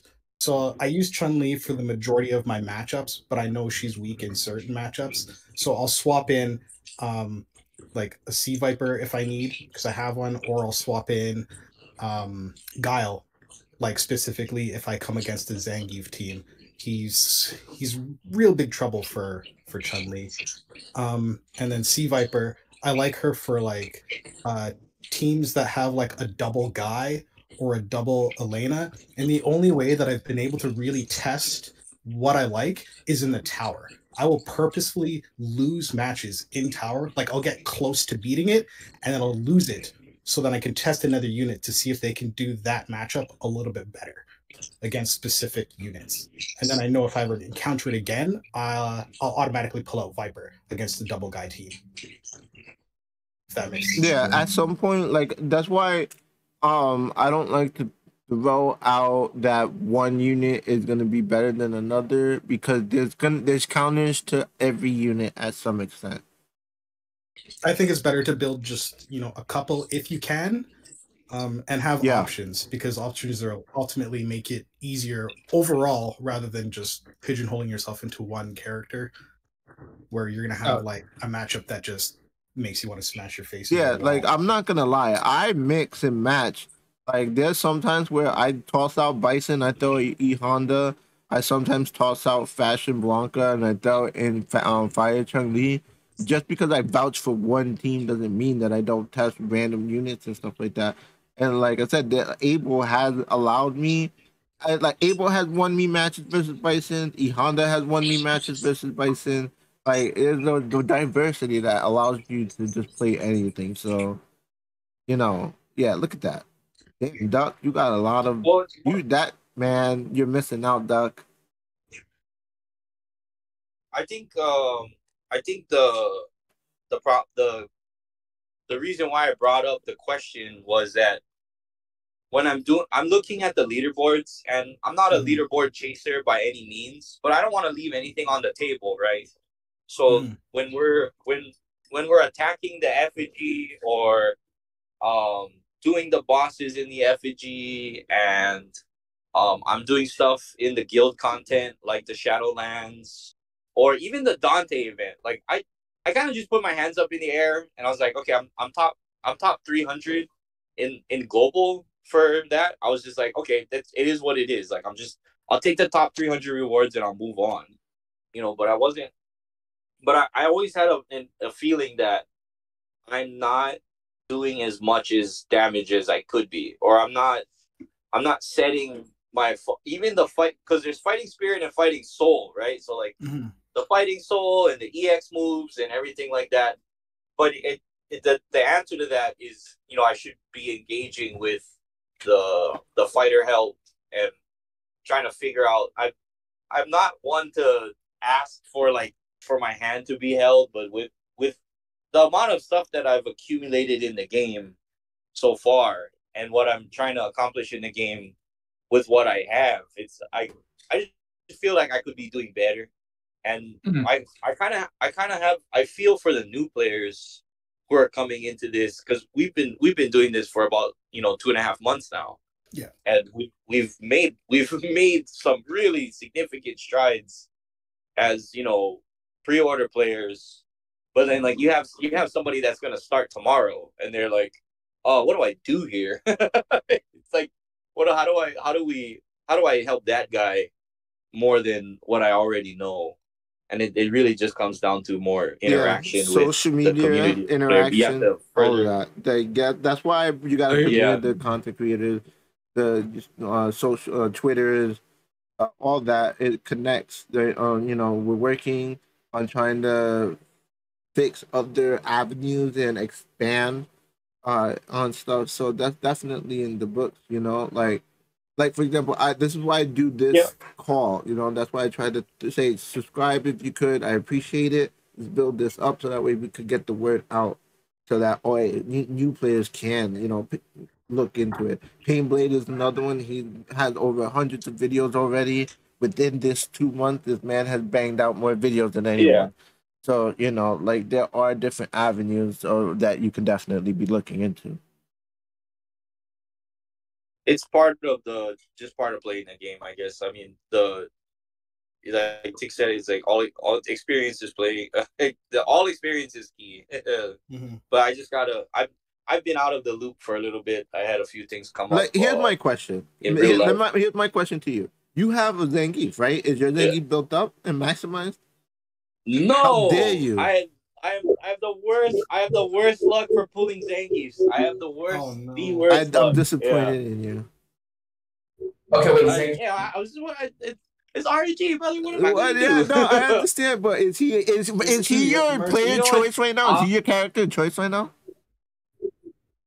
Like, what if I could accomplish like a 6-card Zangief? Like, I'm literally I'm just trying to pull cards for him, like, because I know his kit really doesn't begin to develop, or any kit for that matter doesn't really get to develop until you start putting into his fighting spirit and stuff like that. So I'm more or less focusing on Bison and Dhalsim because of what they're capable of doing for me as far as unlocking things. Like, I'm just trying to get through the story so that my idol rewards are higher, or I get more things to you're hurting my soul. Hold on, I'm gonna share you my Geef. Is my Geef better than yours? Please tell me it is not. I'll give you this.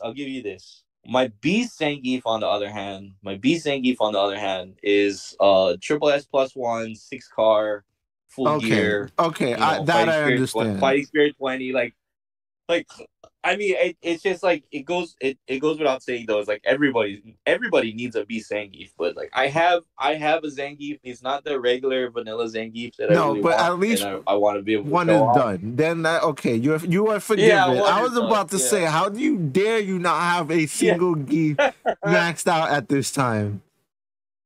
Yeah. So like, if you take a look at my Zangief, my Beast Zangief, next time you're looking at Mercenaries or whatever, you'll see like my Beast Zangief, 6 cars. I prioritize. Oh, so I'm making your Beast Zangief. I'll make your Beast Zangief. I get it. It's a hot item, dude. I can't even hold on to them. Every time the reset comes around, it's pretty much the first thing that tends to go. But I'll save a spot for you. Don't worry. But that's awesome. But see there, that's your Zangief. Oh, that's a nice Zangief. So I'm starting to get gear for my Zangief. I'm starting to I've gotten a lot of Thunder SS gear. So like, going back to the topic of just player progression and efficiency, like I'm always buying double S gear at a discount from the city shop. I'm not the city shop, the Shadowloo shop. When you're going through Shadowloo City, that's where I'm buying all of my SS gear. I'm not typically buying SS gear from the guild shop as much as I should be. But that 80K is really taxing. Like, you got to really hold on to the tokens. It's a doozy. Because I'm trying to get gear for Fashion Blanca, and holy cow, I do it for Fashion Blanca. Yeah. Yeah, like I'm looking at the I'm looking at the enhancers, right, or the engravings, and I'm like, I could use this engraving right now. I know I can probably get it later, but I would really like to have this engraving to finish off something that I started. So like, it's more like opportunity, the cost of opportunity, right? It's like, of course, you can probably get engravings from an event shop, or like I've seen people get engravings from idling, and it's like, oh, okay, so it's a thing. But like I see it in the shop, and my Viper has double S gear, +1 engravings all the way around with faction bonus. So I was like, okay, I just need one more of this engraving. I'm just gonna go for it just to get it off of the list, kind of thing. So that's the kind of struggles I'm wondering about other players that who might be in my position that are just trying to figure out what they're trying to do and stuff like that. But it all, like you said, it all comes back down to community outreach, and like the only way you're gonna enrich your experience in the game, or um reach a quote unquote efficient progress, is to check in with the community. And even then, people have difference of Yeah. opinion. There's no there are certain taboos in the game early on, or there's certain taboos that you just don't do. But they start to fade towards you get, like, I've seen people put high investment into Mad Ryu, and it's more or less to do the tower, like the tower, that thunder type DPS unit slot is such a high demand, but it's only for the thunder tower. Other than that, you're not using thunder units in story or Well, trying to some accomplish people are. anything Hold else. on, that's what I'm saying. Some people are. I remember new user came in and he was like that. His Blanca is maxed out and it's carried him to I forgot what number, but it was decently up there. And I was just like, yeah, like Mm-hmm. people sleep. But that's the thing is, it's like that's why it's so hard with tier lists and metas and stuff like that, especially with a game that's so early. Is realistically, not every unit is tested out. And you can't really judge a unit by itself because this is a team game. So that also plays a Yeah. very big factor. My advice, there's two advice. One, I would love Pika to throw it out there. It's my favorite advice in the game. Is just read Pika. Like he mentioned that, like what, week one or whatever. Exactly. Just read what your enemy does, what the bosses counters you with. Try to counter them with your own strategy. Always you can click and check other people what they did, what they used. You can improve it, enhance it. Look at the tree, the one that they increase the balance, the assassins, the healers. They use this tree. They reset it for certain fights, for certain bosses, to enhance their damage. Always do. There's every bit in the game. There's a small mechanic that you can cheese gears, fighting spirits, fighting souls. You can cheese the tree, put a unit extra to deal more damage, use an assist for this fighter that nobody uses. There's a lot of utility that you can go around and possibilities that you can change. Not always like copy paste one same team, one same lineup. Yeah, Guile is the king of PvE, but in some situations you need Viper. For Yeah, debatable. I'll fight you, fighting words. But the other advice that I would like to add on to the just read it would be work on one unit at a time, because you're gonna need at least what was the number I said, 30 units in total or whatever. So yeah, if you're free to play or casual, work at one unit at a time. One unit at a time. Yeah, but if you're paying and you have no problem with working like See, a full team, 3-4 units, go for it. yeah. See that I could have used I'm at the point in the game where I'm at the chapter 28, and I'm starting to expand my roster. So like I said, my Dulcim has been my premier carry because I've gotten so many of him early, and then I had gotten an A rank Bison before 1540. So like I was already set in that kind of path to begin with. So when Fashion Blanca and Flame Chun Li came out, it was almost a no brainer. But at the same time, it's like now I'm starting to get Guiles. Now I'm starting to get Sea Vipers. I have my Beast Zangief always taking priority on certain things, and then I was using Elena for a while, but she's starting to drop off on certain things, and it's like now I'm at the point where I'm making the shift. So I've expanded my attention to certain little details here and there, but to get to an overall goal. But at the same time, the opportunities for certain characters hasn't come up in the last few days, where opportunities come up for other characters, and especially with the Dante event and the guild effigy event. The tickets and the shop is phenomenal for tuning your team. Like you have fighting spirit, you have the fighting spirit token boxes, and you have the engraving boxes. Like this event was more or less catered to the players who are trying to tune up their characters.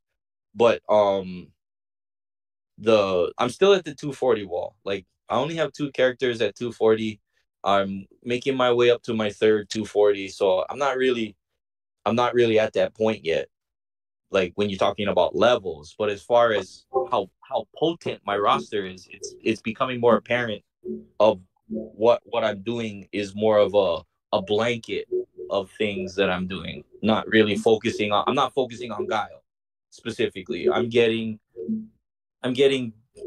gear and stuff for C Viper with the idea that I'm going to use her later and things like that. So I the type of player that I am is my needs are being met, so to speak. But for as many Dhalsins as I pull 0 Zangiefs and 0 Blancs. That sucks. For me, I don't pull any Mikados. My Mikado's at A. The Thunder. It's funny that you mentioned that. Like out of all the Thunder faction units, like I only pull like my poison. Like I've pulled a few poisons here and there, maybe a few combat guiles, but more or less I'm getting a ton of flame.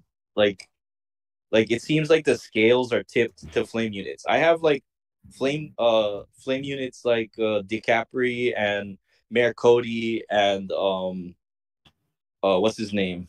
Goodness, Dudley. Like I'm just getting those types of things now. It's just like these guys aren't even on my radar right now. What am I supposed to do with all of these? All of my A tickets and A tokens are turning into flame. Dare I say, which is fine, I guess. Dare I say, I'll preach the word that Tix mentioned before.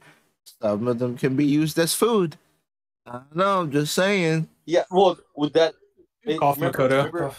Yeah, remember what I said too was Mikado, like a lot of things potato, potato, tomato. What like remember I was saying there's certain things that were taboo in the beginning of the game, like not using your A ranks. I do use these as food. I have an S plus. I have an S plus combat guile that I am like when I say somebody's not even on my radar, like the combat guile I've like already designated as S plus food when I get my Zangief, so I can get my Zangief to triple S just to achieve that. So like, yeah, like the taboos start to fade away at about 25, chapter 25, when in the story, which is weird to say because it's quite literally the halfway point of the game. There's no wrong way to play. That's the thing is, there's no wrong way to play. Okay. So here's what I'll say on progression, and then on that point specifically. The big thing is not so much talking to people and figuring out what they do, but trying to talk to people and figure out why they do the things that they do. So for taboos, there's a reason why they're taboo, but you can break the rule if you understand the rule itself. So not using A's early on was just taboo for people that don't want to know why, because strictly put, all it does is just hinder the long-term progression. But if you need a short-term boost, you definitely can. And as you reach the later levels, you'll understand, hold on, this guy is not really good for the long term. I can use him now and then get someone better up. So that's really how it works in kind of all levels of progression. You have to figure out why people are doing the things you do. Blindly copying will be, in a sense, getting your hand held as you just wait for someone else to tell you what next to do. But if you understand why a character is good and why a person thinks it the way that they do, because biases will come out, you as a player can determine whether you want to go down that path or not. I actually didn't know anything about Chun-Li until someone in my guild was running it on the Akuma event. And then I asked him why, because I was running a very good Zangief at that point. And I was just like, I don't see it. It's higher speed initially.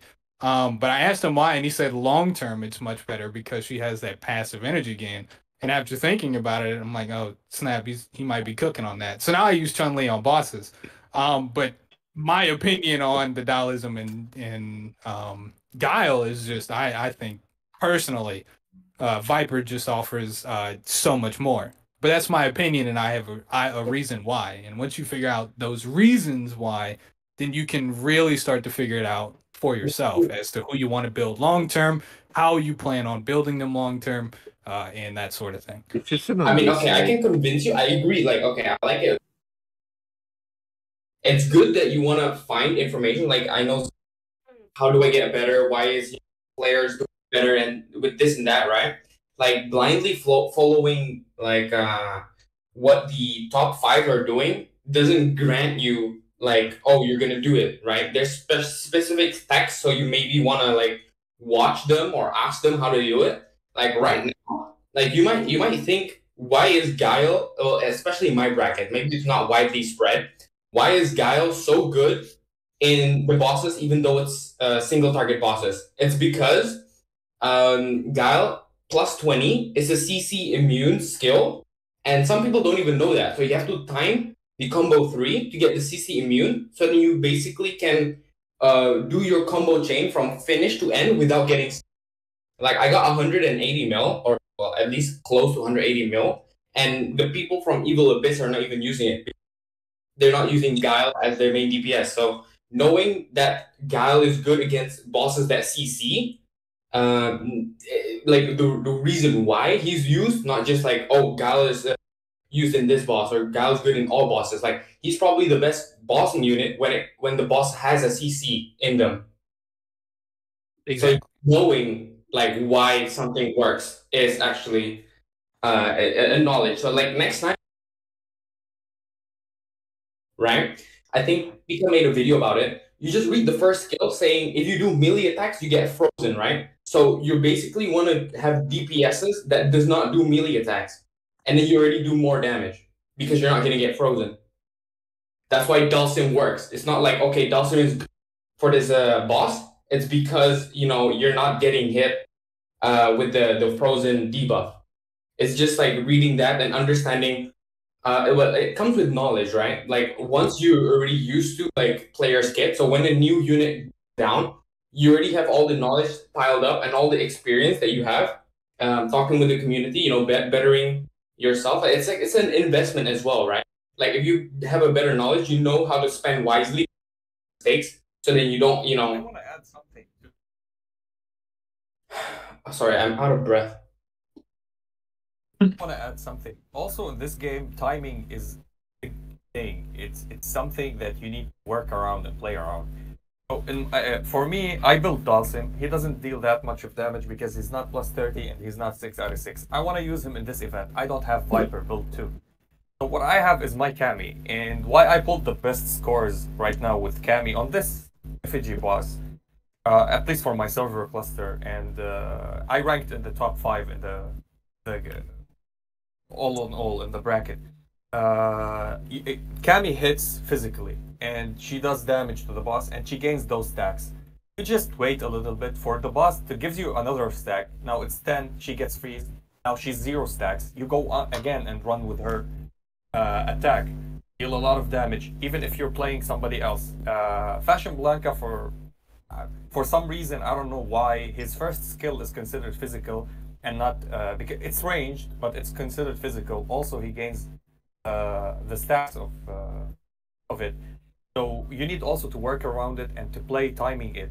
You start the battle, you start going ham, you gain these stacks, and let the boss give you more stack, and you freeze. Then the freeze wears off.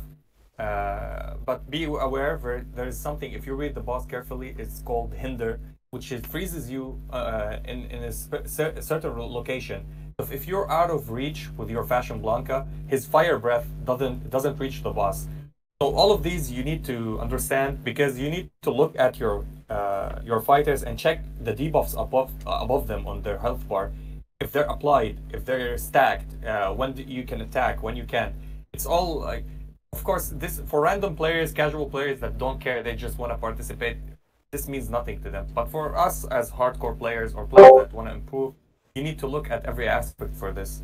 Also, what Tick said about like the type of the heroes that you're fighting, like you're having Dalsim. Dalsim is the perfect unit for this. Chun-Li and Dalsim actually are perfect for this. Of course, Chun-Li because her super skill is ranged, but her kicks, 10 kicks is physical. But with timing also and waiting for her to unlock this freeze, you're gonna do higher scores. The best scores that you can do is not with Viper on this boss. 100% not with Viper. It's with Dalsim and Chun-Li, and you can do that. And somebody told me, and I told everybody, yeah, go try the new Chun-Li on this boss, the effigy boss. It doesn't work. She doesn't remove the freeze. If you got frozen, she removes the freeze. She helps you lower the cooldown of the freeze that you take. That's what I understood. But it doesn't remove the freeze because the boss says that the freeze isn't dispellable, even with T-Hawk. You can use T-Hawk to remove the freeze after you get freeze, but you can't remove the stacks of freeze that are applied to you. That's all. Yeah, going back to like gaining, like if you have okay, you know, like maybe I have too much free time myself, but just saying like Zangief right now probably out of the right now. It's always good to just like, okay, what does like in Showdown? There's like multiple zones. If you really want to like understand, like, oh, I want to actually compete in Showdown, you can actually study, because most players don't study, and then you have the edge, you know, the advantage of like knowing, oh wait, I've seen multiple replays of this countering this unit. That's how you gauge on like how to test units, by just seeing other people's fighting other people. You can also test by doing in the friends, like just it's what me and Pika did was just like, you know, fighting each other in the battle thing, but it's not really a gauge, because some characters, like tech characters, has a bunch of crit, like some balance out with the mind of, you know, they're gonna have this in their kit. So having 0 gear is also like, just because, you know, some characters are designed with, you know, gears in mind, with everything else in. So then it's gonna be harder in the friends battle, but it generally just like down could, you know, gauge the difference. We can see it's never a perfect test, and having it in the trial run, like for me, I don't have Dhalsim build, right? Fully maxed out Dhalsim. I don't know how it works. You can see the numbers, but it's also not a good gauge. That's why they should have a mode where you can actually pick your units. Like maybe I want like Street Poison, Dhalsim, Zangief, or other units in the pick, instead of the preset teams that they give you. But what the trials does is that you can get the feeling of like, okay, this is how you actually play Dhalsim. For me, I wouldn't advise and tell people Dhalsim is good without actually knowing and feeling from the trials itself. So that's a good way to gauge. Just like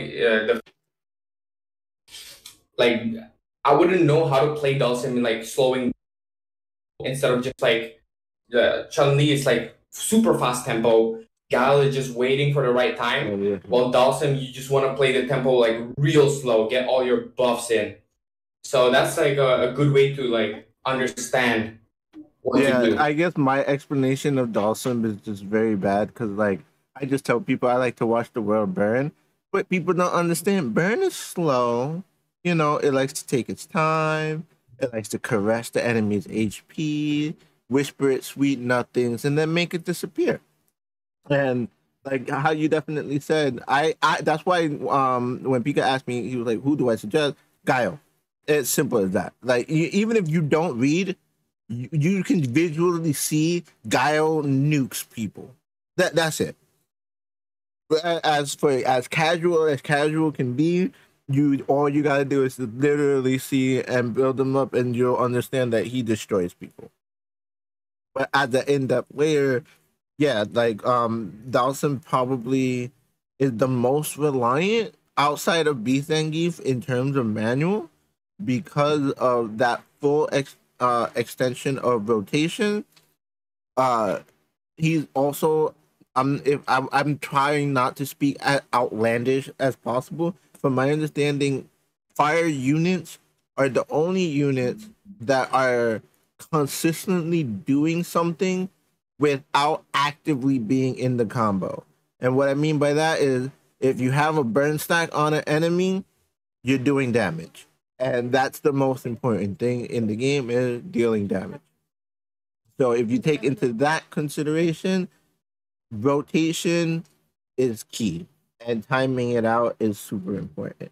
But if you don't care about that, I even use Zangief and Guile on auto mode and just let them do whatever, and somehow the egg interrupt and actually win. So there's different ways. My other question, if anyone else wants to bring up a topic, I'm loving to have the floor open or wants to speak on something.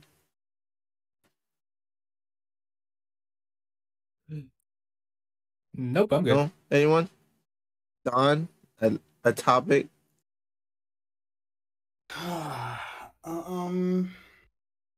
If not, we could definitely unwind it. We're hitting the 2-hour mark, so I could definitely end the call and we could just leave the call open in general. Or I'm just leaving the floor open to general topics if anybody would like to speak on something.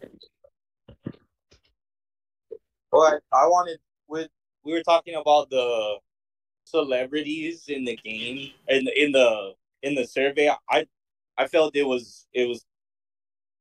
I'm not trying to detract from information gathering, but it was a little. I'm not saying concerning, but it was just a little strange that they would ask us like, "Are there like real world people that you want in your video game?" And I was just like, I'm not subscribing to that personally. But if other people want to do it, sure, why not? If it'll make somebody else happy, I'm all for it. But for me personally, it was just like,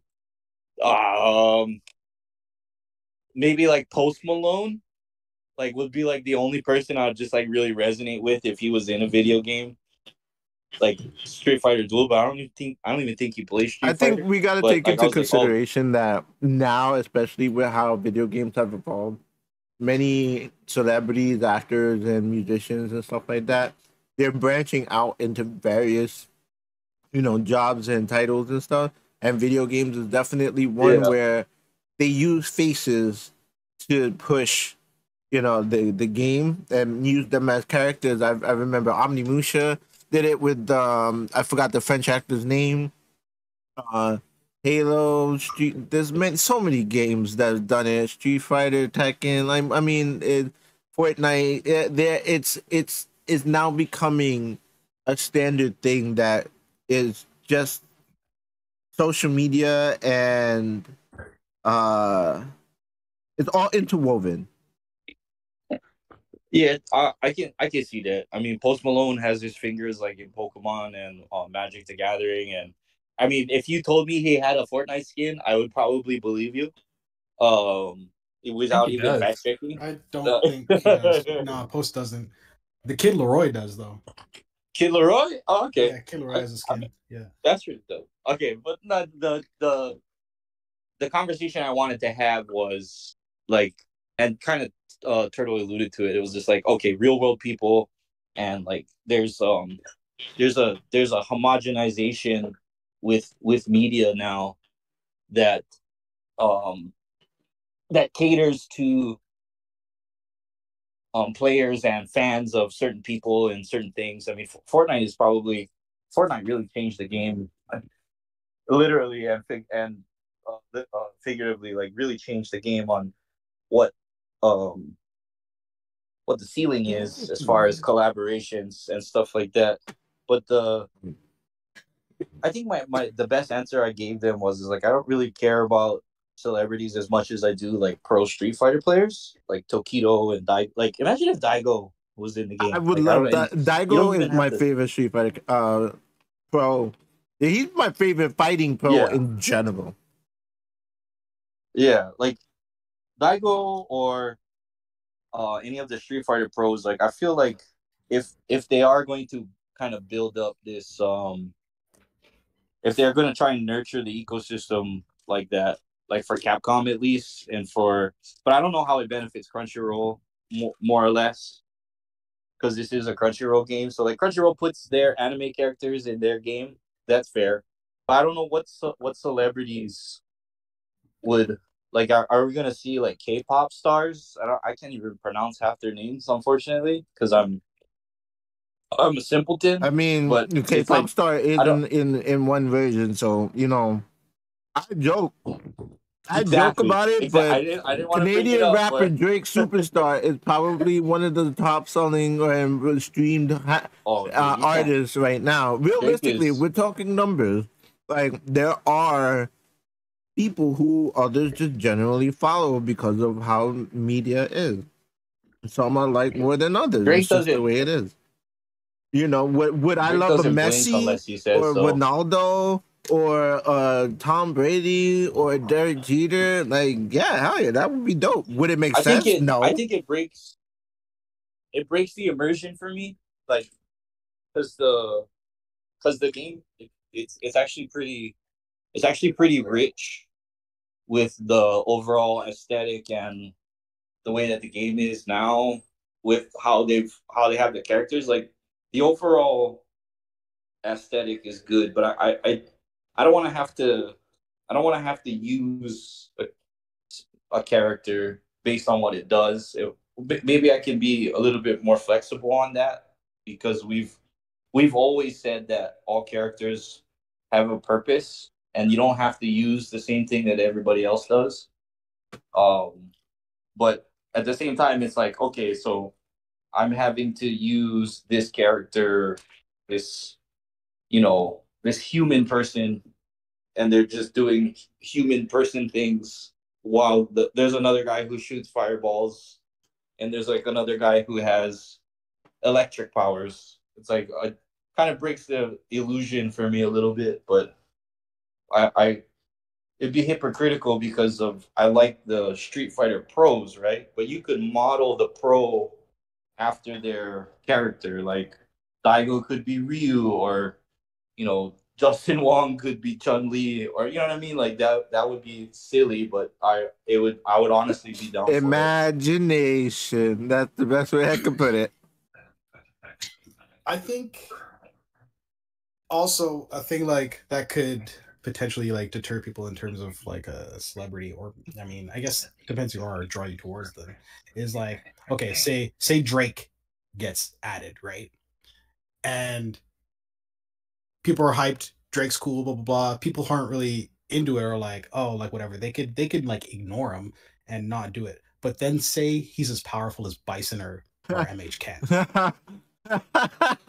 Right? So he's the new beat Zangief. You know what I'm saying? Yeah. Like that's when you could be like, ooh, that was like kind of my point. Gotta have Drake. Volcanoes could erupt. You know what I'm saying? I'm telling you.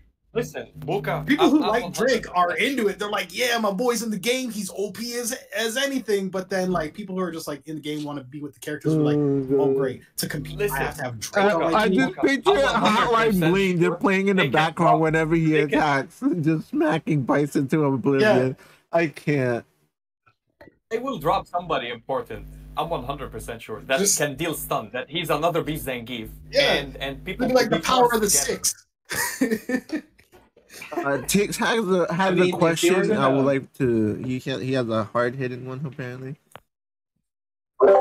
Okay, so guys, right? I'm not naming anyone, right? Because some people actually like not theory crop, but just like discuss with me, and we're like saying, okay, let's not widespread this. Let's not keep this all known, because at a is Wales that uses the free-to-play tactics. At what point should we like restrict information so then we have a competitive environment? That's my hard-hitting question. That's not a hard-hitting question at all. I think the majority of whales, not the majority, but I think a lot of whales don't pay attention to that. They pay so they can hit the auto button and just go. And go about their hold on. Like, hold on. You got some. No, you do got some like pay. Yeah, I was about to say like there is. But I'm just saying. Yeah, go ahead. There's like a lot of whales that like just want to press the button and go. Here's the thing. Right now, we're 2 months into the game. Okay, we're just 2 months into the game. When we're already like 3 months, 4 months.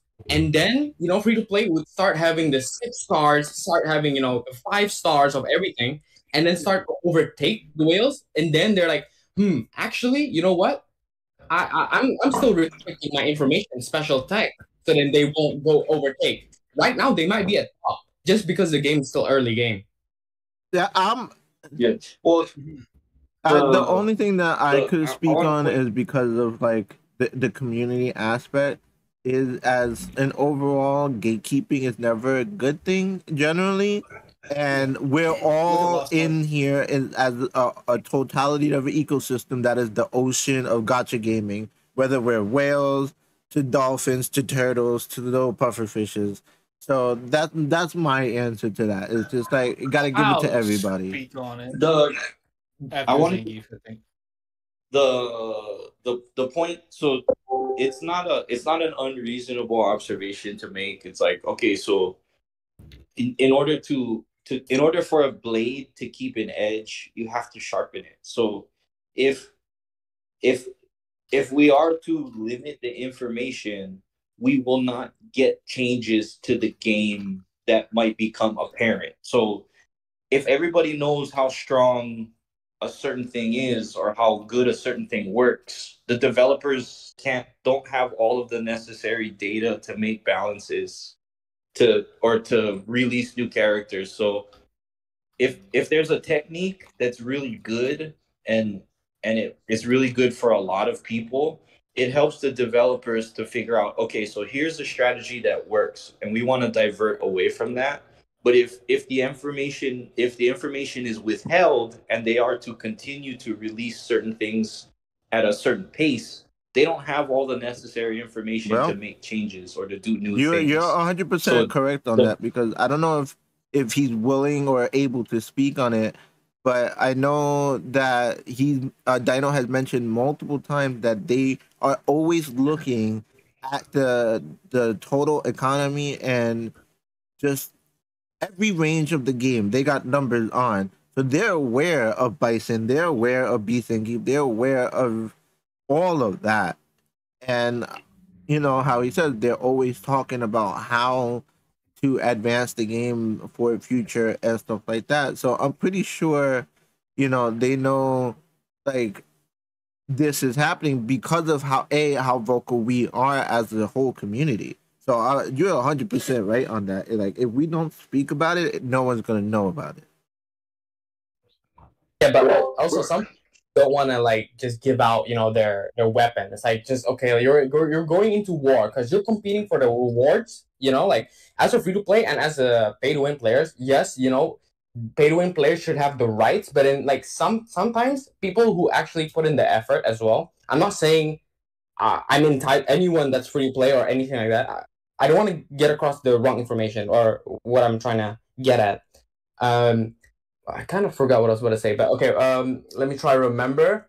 What I was trying to say is that, okay, like pay to win players, they might be entitled, but like free to play players, like if information is all given out for free and everything's behold, there's not going to be a competition. It's just more like, okay, who spends the most money is going to be at the top. It could be correct. Some spenders would value that, like, okay, that's actually how it's supposed to be, but then some, low spenders, would argue otherwise. It's not healthy for the game, stuff like that.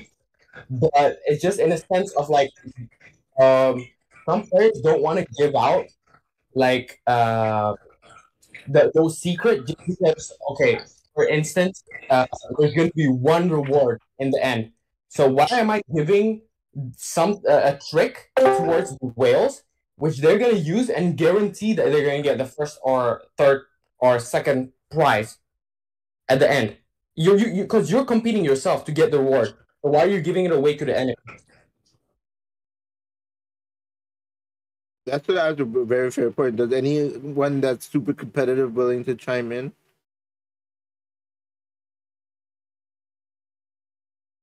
Yeah, speak on it. Well, I'm gonna tell you something. Imagine a whale paying a lot of money and he can't compete with a free to play.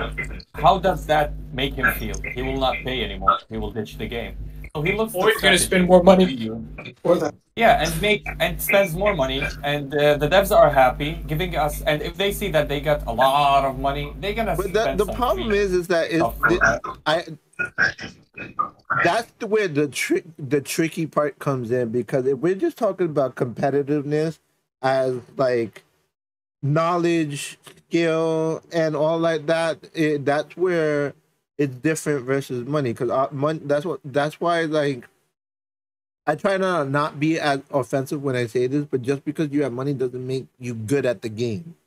But to that extent of like sharing not the information, it's tricky. It's definitely like something that 100%. It's okay. Look, I'm gonna tell you on my server cluster and on Tick's server cluster, we saw this trend and we knew it. We saw it coming actually. I go, there's a boss, there's a fight. They start going high scores and everything. I wake up, check it, read it, analyze it, go and do the high score. Now, what happens is all of these top players copy paste my team, watch the replay, go deal the same amount of damage or more because they have more investment in their accounts, and they're happy. And on Tick's server, the same. Even in Crusade, you can see that. Pix goes, or Expodia, or I go and I do something. The whole 50 players copy-paste the same strategy, same rotation. So nothing you can do. It's about the brains. In PvP, they can't use this because you're unpredictable in PvP. So there's where you shine in PvP. Tix, the free-to-play legend, he reached the final in Showdown and beat people that is outscoring him with 100 million and 200 million power. Yeah, it's about reading and stuff like that. Definitely, completely agree. But one thing I want to throw out with what Dino mentioned is money gives you access to content and info that others may not have. And I'm gonna throw in that I'll throw in an added statement to that as a content creator. Versus Painblade. Painblade is insane. He spent like at least 10 G's minimum. So he has all access to be able to pump out these hundreds of videos because he's there with Triple S and stuff like that. Where maybe like I'm not. I barely have 15 Triple S's. So like there's definitely a money gap where it comes to content in some extent. Okay, let me ask you something. Okay, if you start this game and I gave you every character maxed out, would you immediately know which the one is good and which the one is bad? No, absolutely not.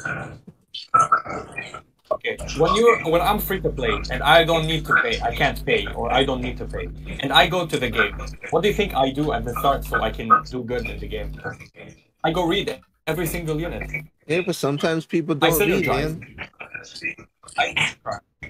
Yeah, right. But another thing is that the numbers don't always translate properly, which is why testing is so important. Well, testing, and you can test at any level, actually. Like, really, I tested many units at A, and they're different when you make them at double S, maybe, and often they're exclusive. I'll chime in on the topic. So, just so I understand what we're talking about, we're talking about skill and pay to play or pay to win and whales and all of this, the content that they've unlocked compared to somebody who hasn't spent any money. So it comes down to dedication of your craft. So in the fighting game community, everybody has the same amount of access to the knowledge, but it comes down to practice and dedication to learn how to succeed. So the whales have access to content and information and real-time experience that some of the other players might not have, or most of the other players might not have. They're not going to be able to test out theories in real time with units that they don't have. But the whales won't have the same amount of time in the game, if not less, than people who've pre-ordered the game. So you can be the top spender in the game, or you can have the most intimate knowledge about a fighting game like Street Fighter or Tekken. But if you don't put in the time to learn how to play it, you will never ever succeed. Because somebody will know something in the matchup, or you might know all of the combos and the timing for the combos, and you know what the inputs are for the moves. But if you don't sit down and practice the game, you'll never be able to succeed more than somebody who's sat down and played longer than you. You know what I'm trying to say? So like the dedication that other people have who've spent less, it shows because of their results.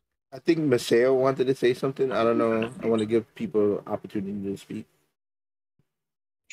Yeah, so all I was gonna say real quick is that thinking it's it's a it's a bit optimistic to think that a game like this can be competitive, and this is coming from a person who has like basically focused on getting as high in Showdown as I can without spending money. But like, dude, sometimes you just hit a wall, and it's just there's nothing you can do. All the time and experience you could have will just not compare to someone spending a lot of money, and that's just what it is. I don't think this game should be treated as a true competitive experience, because at the end of the day, you're at such a huge disadvantage if you don't spend the money. That's really it. I like to game theory. I like to really truly think about how to play games like this optimally and get as far as I can without spending money. But there's only so much you could do. Is where I stand on that. I don't even consider like gatekeeping people who are spending a lot of money, because at the end of the day, if they really wanted to, they would be where I am information wise, and also have the characters to test it out. Yeah, I agree. I agree 100%. I agree 100% with the sentiment that people who spend a lot more will get a lot more, and by right they should. But you said it yourself just a moment ago. You said gosh, I read on you just said it, something about like learning about how the game works and stuff like that. But you're right though. It's not a level playing field by any means. But at the same time, you've accomplished more than people who've spent more than you. Do you feel that way? I mean, here's the thing, right? Like currently, like definitely the gap is way bigger, but it's definitely closing in over time. Unless they do stuff with the car, right? 20 additional percent. But there, if you manage your resources correctly and stuff like that, you're gonna have core units that you need. And if you know the craft, you basically the additional stats, the additional things, you can like counterplay them with almost an equal playing field. And during that time, right now, whales use premium units. Sometimes it's not the best unit, but they still use it. They make the numbers look good. Sometimes it's not the best. I'm just saying, but like more power to you. You spend money on a character, you want to use it. That's fair, right? But at a certain point, when we're more progressed in the game, and we like for me, like players who doesn't spend money has characters. At a certain point, they're like saying, "Oh shit, they've had more knowledge building, how to get up in the stuff. I've been just using the units that I like because I'm always number one. I'm always like ranking high. I've never been needing to see other options. Well, we're always looking for others, so we know. So when that moment hit and they realize it's too late, that's the point. Like actually, this I'm not applying to one specific player or a person or something like that. It's just like a scenario that could happen. Saying. I don't want to rub it off the wrong way as well, just to let you guys know. But then, you know, like for them, like Painblade, you know, I make a discussion on why a character is good or bad, but it's like talking to, like, they already have their opinion and they're already entitled to that opinion. Yeah, more power to them. But it's and the discussion ends there and saying like, okay, this is this good just because it's premium. No, you know what I mean? So it's like you're just talking and then just like, okay, I understand. You know, it's like I'm really not benefiting anything. So you just have to agree. No shade to Painblade. Yeah, you just have to like throw it. Basically, it's like everyone's biased at some point because of like how I said. Like for me, I don't hide it. My literal title on my name is Daddy Dawson. Like I'm going to consistently throw it out that like I try to put it in a sense where I'm just gonna give you the information that I feel is my truth and my fact because these are the numbers that I gathered. There's still opinions as a whole. What you do with it, that's on you, boo boo. Play exactly. With your heart's content the way you want to play, because like meta and all this stuff is constantly changing, and the clock will always strike right once or twice a day, I think the statement is. So like I've been saying Dalsum is busted since day one. And people are now getting to a point where other Dalsum users, because I apparently have convinced players to use Dalsum, and they're like, now I'm getting him to Fighting Spirit 30, now I'm getting him 6 cards, and I am seeing that he is God. But then some people are simultaneously saying this for Viper and Guile and stuff like that. Exactly. I mean, Sir Turtle, you should have pushed Dawson more, bro. I would have been like, man, I've learned it from, you know, you have to push it. Push him, man. Like I made a guide. I built. I just got him now. Like that's what I'm saying. I wish I had access to him earlier with the more built so I could preach him properly. Exactly. Okay, well, going back in the sense of what was I about to say? Yeah, like okay, like some people, like if Flake was here, I would have just said that he probably like talk over me because he's a spender, right? And he's like, why do you get to showdown, you know, in the top 2 and I spend like already over X amount of money? I'm just saying like, yeah, you know, at a certain point, whales actually do care because if they're ranking tops, they're investing this amount of money. No shade to any spenders, okay? Like we like free to play loves you, right? Because you know we want the game to be healthy as well, right? Pay our rent. We love you, whales. Yeah, like I'm not complaining at anything. I'm just like having a discussion. So no hate, okay? I don't want to get in a bad side of a whale as well. You know that's also quite deadly. Yeah, no, yeah, I've already poked at like the hornet's nest of whales. So trust me, I understand. The baldies are out there watching us all. I changed that immediately.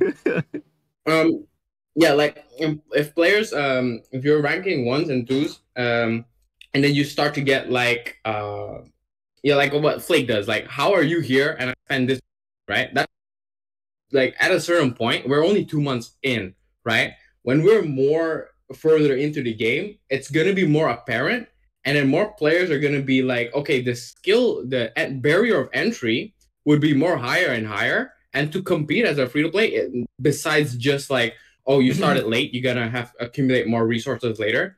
That's also a given, right? But then for like the barrier of entry in terms of like the things to learn and stuff like that and to compete, like now the whales also would have that information because they want to seek it further to start to like maintain their position. And like it's gonna be in the sense of like at a certain point gonna be either we withhold the information. I'm not saying I withhold anything. I'm keeping everything. I'm just saying like some players, like what I talk to, they withhold some stuff, and I know that for a fact. But at a certain point, like okay, whales also trying to learn it, and then they're going to be obviously on top of people who don't spend because they would also know the information, and then we find something new, and then they would find that they learn it, they go up. They're always going to be at a certain point. There's going to be like a maximum, like there's nothing else to learn, and then we're already good. Everything's optimized. We're the same thing until new things come up or new techniques come up. So then that's the question where I brought up that's like controversial, not controversial. It's like some like hard hitting that's not really hard hitting. Like where should we like? Okay, maybe we're not almost reaching there. Definitely not, because we're still 2 months in. There's still so much things to do. There's definitely still stuff to like explore and stuff like that. And just like at that point, like okay, if we do any free to play, I'm not saying anything's been withheld. I'm just saying some people actually know some stuff. I don't want to say any names because don't want to say anything. And that's when the conversation right now. No, I mean, no. Sorry, if it comes to a circle, it's very interesting because this is something that like it's a thing, especially in the world of like where Discord exists. Like there are there are some Discords where there's like little private communities where they're sharing information with only themselves. There's guild servers, there's team servers, and so on and so forth. So it's definitely out there. So secret societies has always been a thing. So to see it in the game is definitely understandable. It's like even I noticed with the Dante event as well, a lot of people were doing that. Not necessarily all over the game, but at least in like my server. Like I was just kind of messing about with my teams, doing what I was doing. And like a lot of people in my guild or like other people who, had a lot of units built, some spending, some just, playing from day one, or even pre-registration. They're not hitting until like the final day. Like I'm pretty sure there was like a good 20 people that made it into the top 50 that weren't there like before the countdown for the rewards hit 24 hours. I think Pika happened, right? Like Pika, you got sniped. I'm not saying it's a bad thing. It's only okay. I don't want to make anyone feel bad, but like people get sniped because like they just don't want to, like oh shit, I'm gonna get copied if I hit at the beginning. I hit at the beginning because I don't really give a damn right now. I don't really give a damn. So like hitting in the beginning, it doesn't really bother me, and then right now, like all with like with the guile and the thing, like I'm a guile abuser. Well, my previous name is, so I definitely went with guile first. If it doesn't work, I try something else. Like that's just me. Like if Sir Turtle was competing in a boss and he's always gonna be using first Dalsim. Maybe Sir Turtle will only use Dalsim, okay, because he's not a meta slave. But like if my main was a Dalsim and Dalsim was the meta, I bring Dalsim if it does work or doesn't work, and if someone goes above it, you start to study it. Okay, like you definitely want to get better, so you're definitely gonna study what they do. So for me, ranking the higher numbers, this is the perfect boss for Guile, definitely. So people knowing and people trying some other characters and not working, and then only seeing me at the top because CC with Guile basically plus 20 doesn't get any effects. That's why it's good. Keeping the combo chain up, stacks with poison is always good. So that's why it's not beating it, and everyone's just ranking with all the top 20. It's just with Giles, and this is why Giles not good in any other bosses. He's an average Joe, but for this one, he's good. So definitely that's a main reason. And it's like okay, at a certain point, I'm not gonna hit until I know no one else is gonna copy me. You know what I mean? Sorry, I rambled too much. No, you're good. But this is like the truth of how I was like. Many players did think differently, and like you said, meta slave versus non-meta slave. Like I said, I'm anti-meta, so it's just seeing things from different avenues and being able to test things is important. And like on the terms of not sharing information, for me it's hard because even if I'm competitive, like if you're gonna learn from someone better than you, That's just it. There's always going to be someone better than you, and it's the point of you continually trying to improve. So if someone's better than me, I'm going to learn from them, and if I can get information and I'm willing to share, it's it's a mutual rise of competition. That's how I see it. Like I wasn't hiding Dawson. I was telling everybody, Burn kills people. I don't know how else to say it. Like Dawson kills people effectively. Use him. But people are like, well, but actually the numbers and this and that, and I'm just like, dude, look, do you boo boo? I'm not trying to tell you like any way. I'm not holding a gun to your head. I'm just letting you know what works for me. Dawson kills people. It's simple. I mean, okay, also for like players who actually rank high, they get a taste of rewards, right? That's why, okay, for me, I get those rewards, and like having the thought of not getting that reward, it loses, because like some players, maybe other casual players, like they don't give a damn because they don't know what they get. Like for me, getting the this is a good example.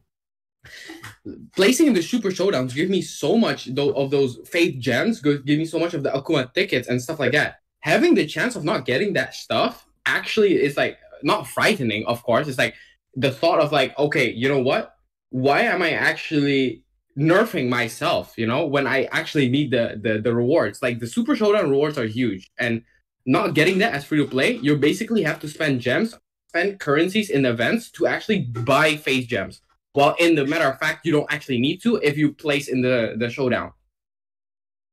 Yeah, the level of competitiveness depends, because I never chase for the steps, but I definitely understand that. Like, obviously having more will make you fatter, and being fatter on the king of the hill always matters. Oh snap! I'm a rapper. It's also like a snowball, right? Like once you start getting this stuff, you're basically ahead of others, and then you basically have easier chance to get other rewards. So it's definitely a snowball effect. And talking about like the steps of honor, like that thing.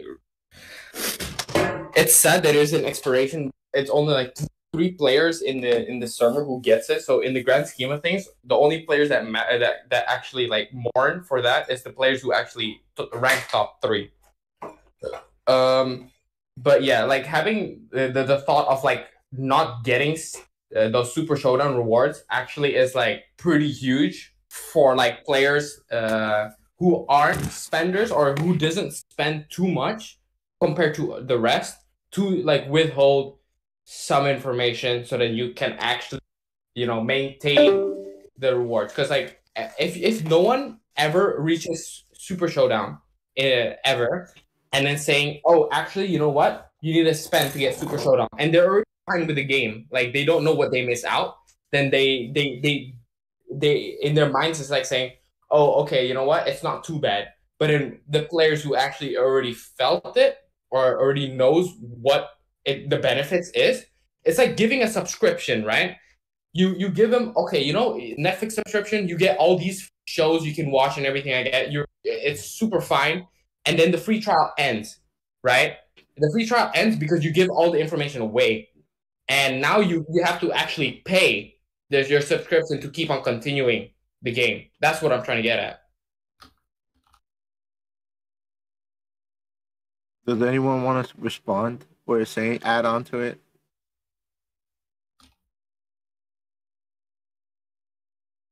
No? Okay. Dawson is king. Yeah, no, so the thing is like, I hate you. Reading is important, and it's generally how in depth you want to go. Community is important. Hiding information. At the end of the day, do you, boo boo? That's the most I think anyone can say, because I know everyone has their biasness, everyone has their opinions and stuff like that, but there's no one right way to play. I think that's the best way I could just lay it down. Because like you're right. Some people take this to another level where I mean, I remember the infamous Elena debate that lasted, I think, 6 hours, or something like that, where multiple people just kept coming in and out, and it's just everybody was like, "We're still on this topic," and it was basically that Elena was trash. That simple statement started a 6-hour debate. FYI, Elena's not trash. I'll fight you. Let's not start this yet, but yeah. Elena. I personally am an Elena fan, and I think she's a great unit. She may not like stay great for certain people depending where their account is at, but depending where other people's accounts are at, she could be incredibly valuable to keeping your team in the game. And I just feel that people shouldn't be deterred from having her if their accounts are not at a place where she's like where their accounts are at a place where she's still like super useful. She's still useful in a lot of different situations. It's just 100%. I love that you said that. In response to Casual mentioning that Elena suicides herself, anyone that assists that needs to activate basically suicides themselves regardless. So if you're doing it manual, it's all about timing and making sure you're not making dumb decisions. That's basically it. If you can't work around that, then don't use Elena. Auto crew, yeah. I mean, you gotta understand how you're playing. If you do auto, sometimes she'll only get nuked, sometimes she won't. If you do manual, you should make sure that you're nuking her in the sense that, like, if you know a Cammy is about to launch or a guy is about to launch, don't use Elena. Just wait. You have an EX. You have multiple EXs that can help you. You have different combos and stuff that can alleviate that from happening. So it's definitely something that you want to take into consideration of. Elena is my Shadowloo City main staple. I just get a bunch of extra percentage of healing. That way, I can just click the fast forward button and know that my team is going to be fine at the end of it. I just know that she's going to keep them alive, and it's not going to worry. Like I've tried like poison, whatever, blah blah blah, like street poison because like damage, blah blah blah. Then I found like my team died at a certain point, but I've just consistency wise, Elena's just kept my team always alive. Yeah, it's just so good. Yeah, I mean, Pressing the button. Like she's got places. It may not be everywhere, but she's got places. no, I mean, yeah, with Satoshi mode, like I have to manual it because I'm scared sometimes. Like in the beginning, I've always just fast forward in the normal Shadowloo City because it's super easy, right? Mhm. But at a certain point, you start to lose like, oh shit, oh damn, I'm starting to lose some characters. I'm using all my battle crystals, and I'm like, god damn it! Like right now, I have only like 4 battle crystals, and I don't want to risk the fact that I can't get all the rewards, so I have to manual it. And it's not saying like I despise manual because I always play manual anyways, but then like in a game mode where I always press auto, like starting to manual is like, it's like another tax. Like auto. Yeah. Yeah. Hashtag auto gang. Like sometimes you just want to take it easy while you're pooping on the toilet. I don't know if they changed the Shadowloo mode where they actually add the option to refresh. But once you had like a bison, you can refresh it, right? Like to get someone else then a bison. Wait, you could do that? I thought they only did that for stores. The card picks? Yeah, you can do that. There's like a button to refresh. For example, you misclick a 2 teams and you definitely can't win against a bison because that's basically almost an insta wipe. I don't know if they recently added, but it's like definitely like the previous Satoshi modes. There's I don't know how much you get, maybe like 4 or 5. I might be speaking out of my ass. Meaning like you can refresh and hopefully get a more doable team. I don't know if anyone else got that. I've never seen that, but that's sick. Yeah, you can do that. Yo. Yeah, that was from the start.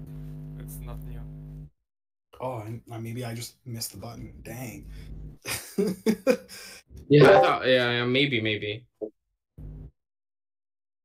All right, so I think now would be a good time to unwind the call. So I'll end it. I appreciate everyone for coming through. I appreciate Pika for making the video. I will share the links in the description. Like, comment, subscribe. Friday Fighters are out.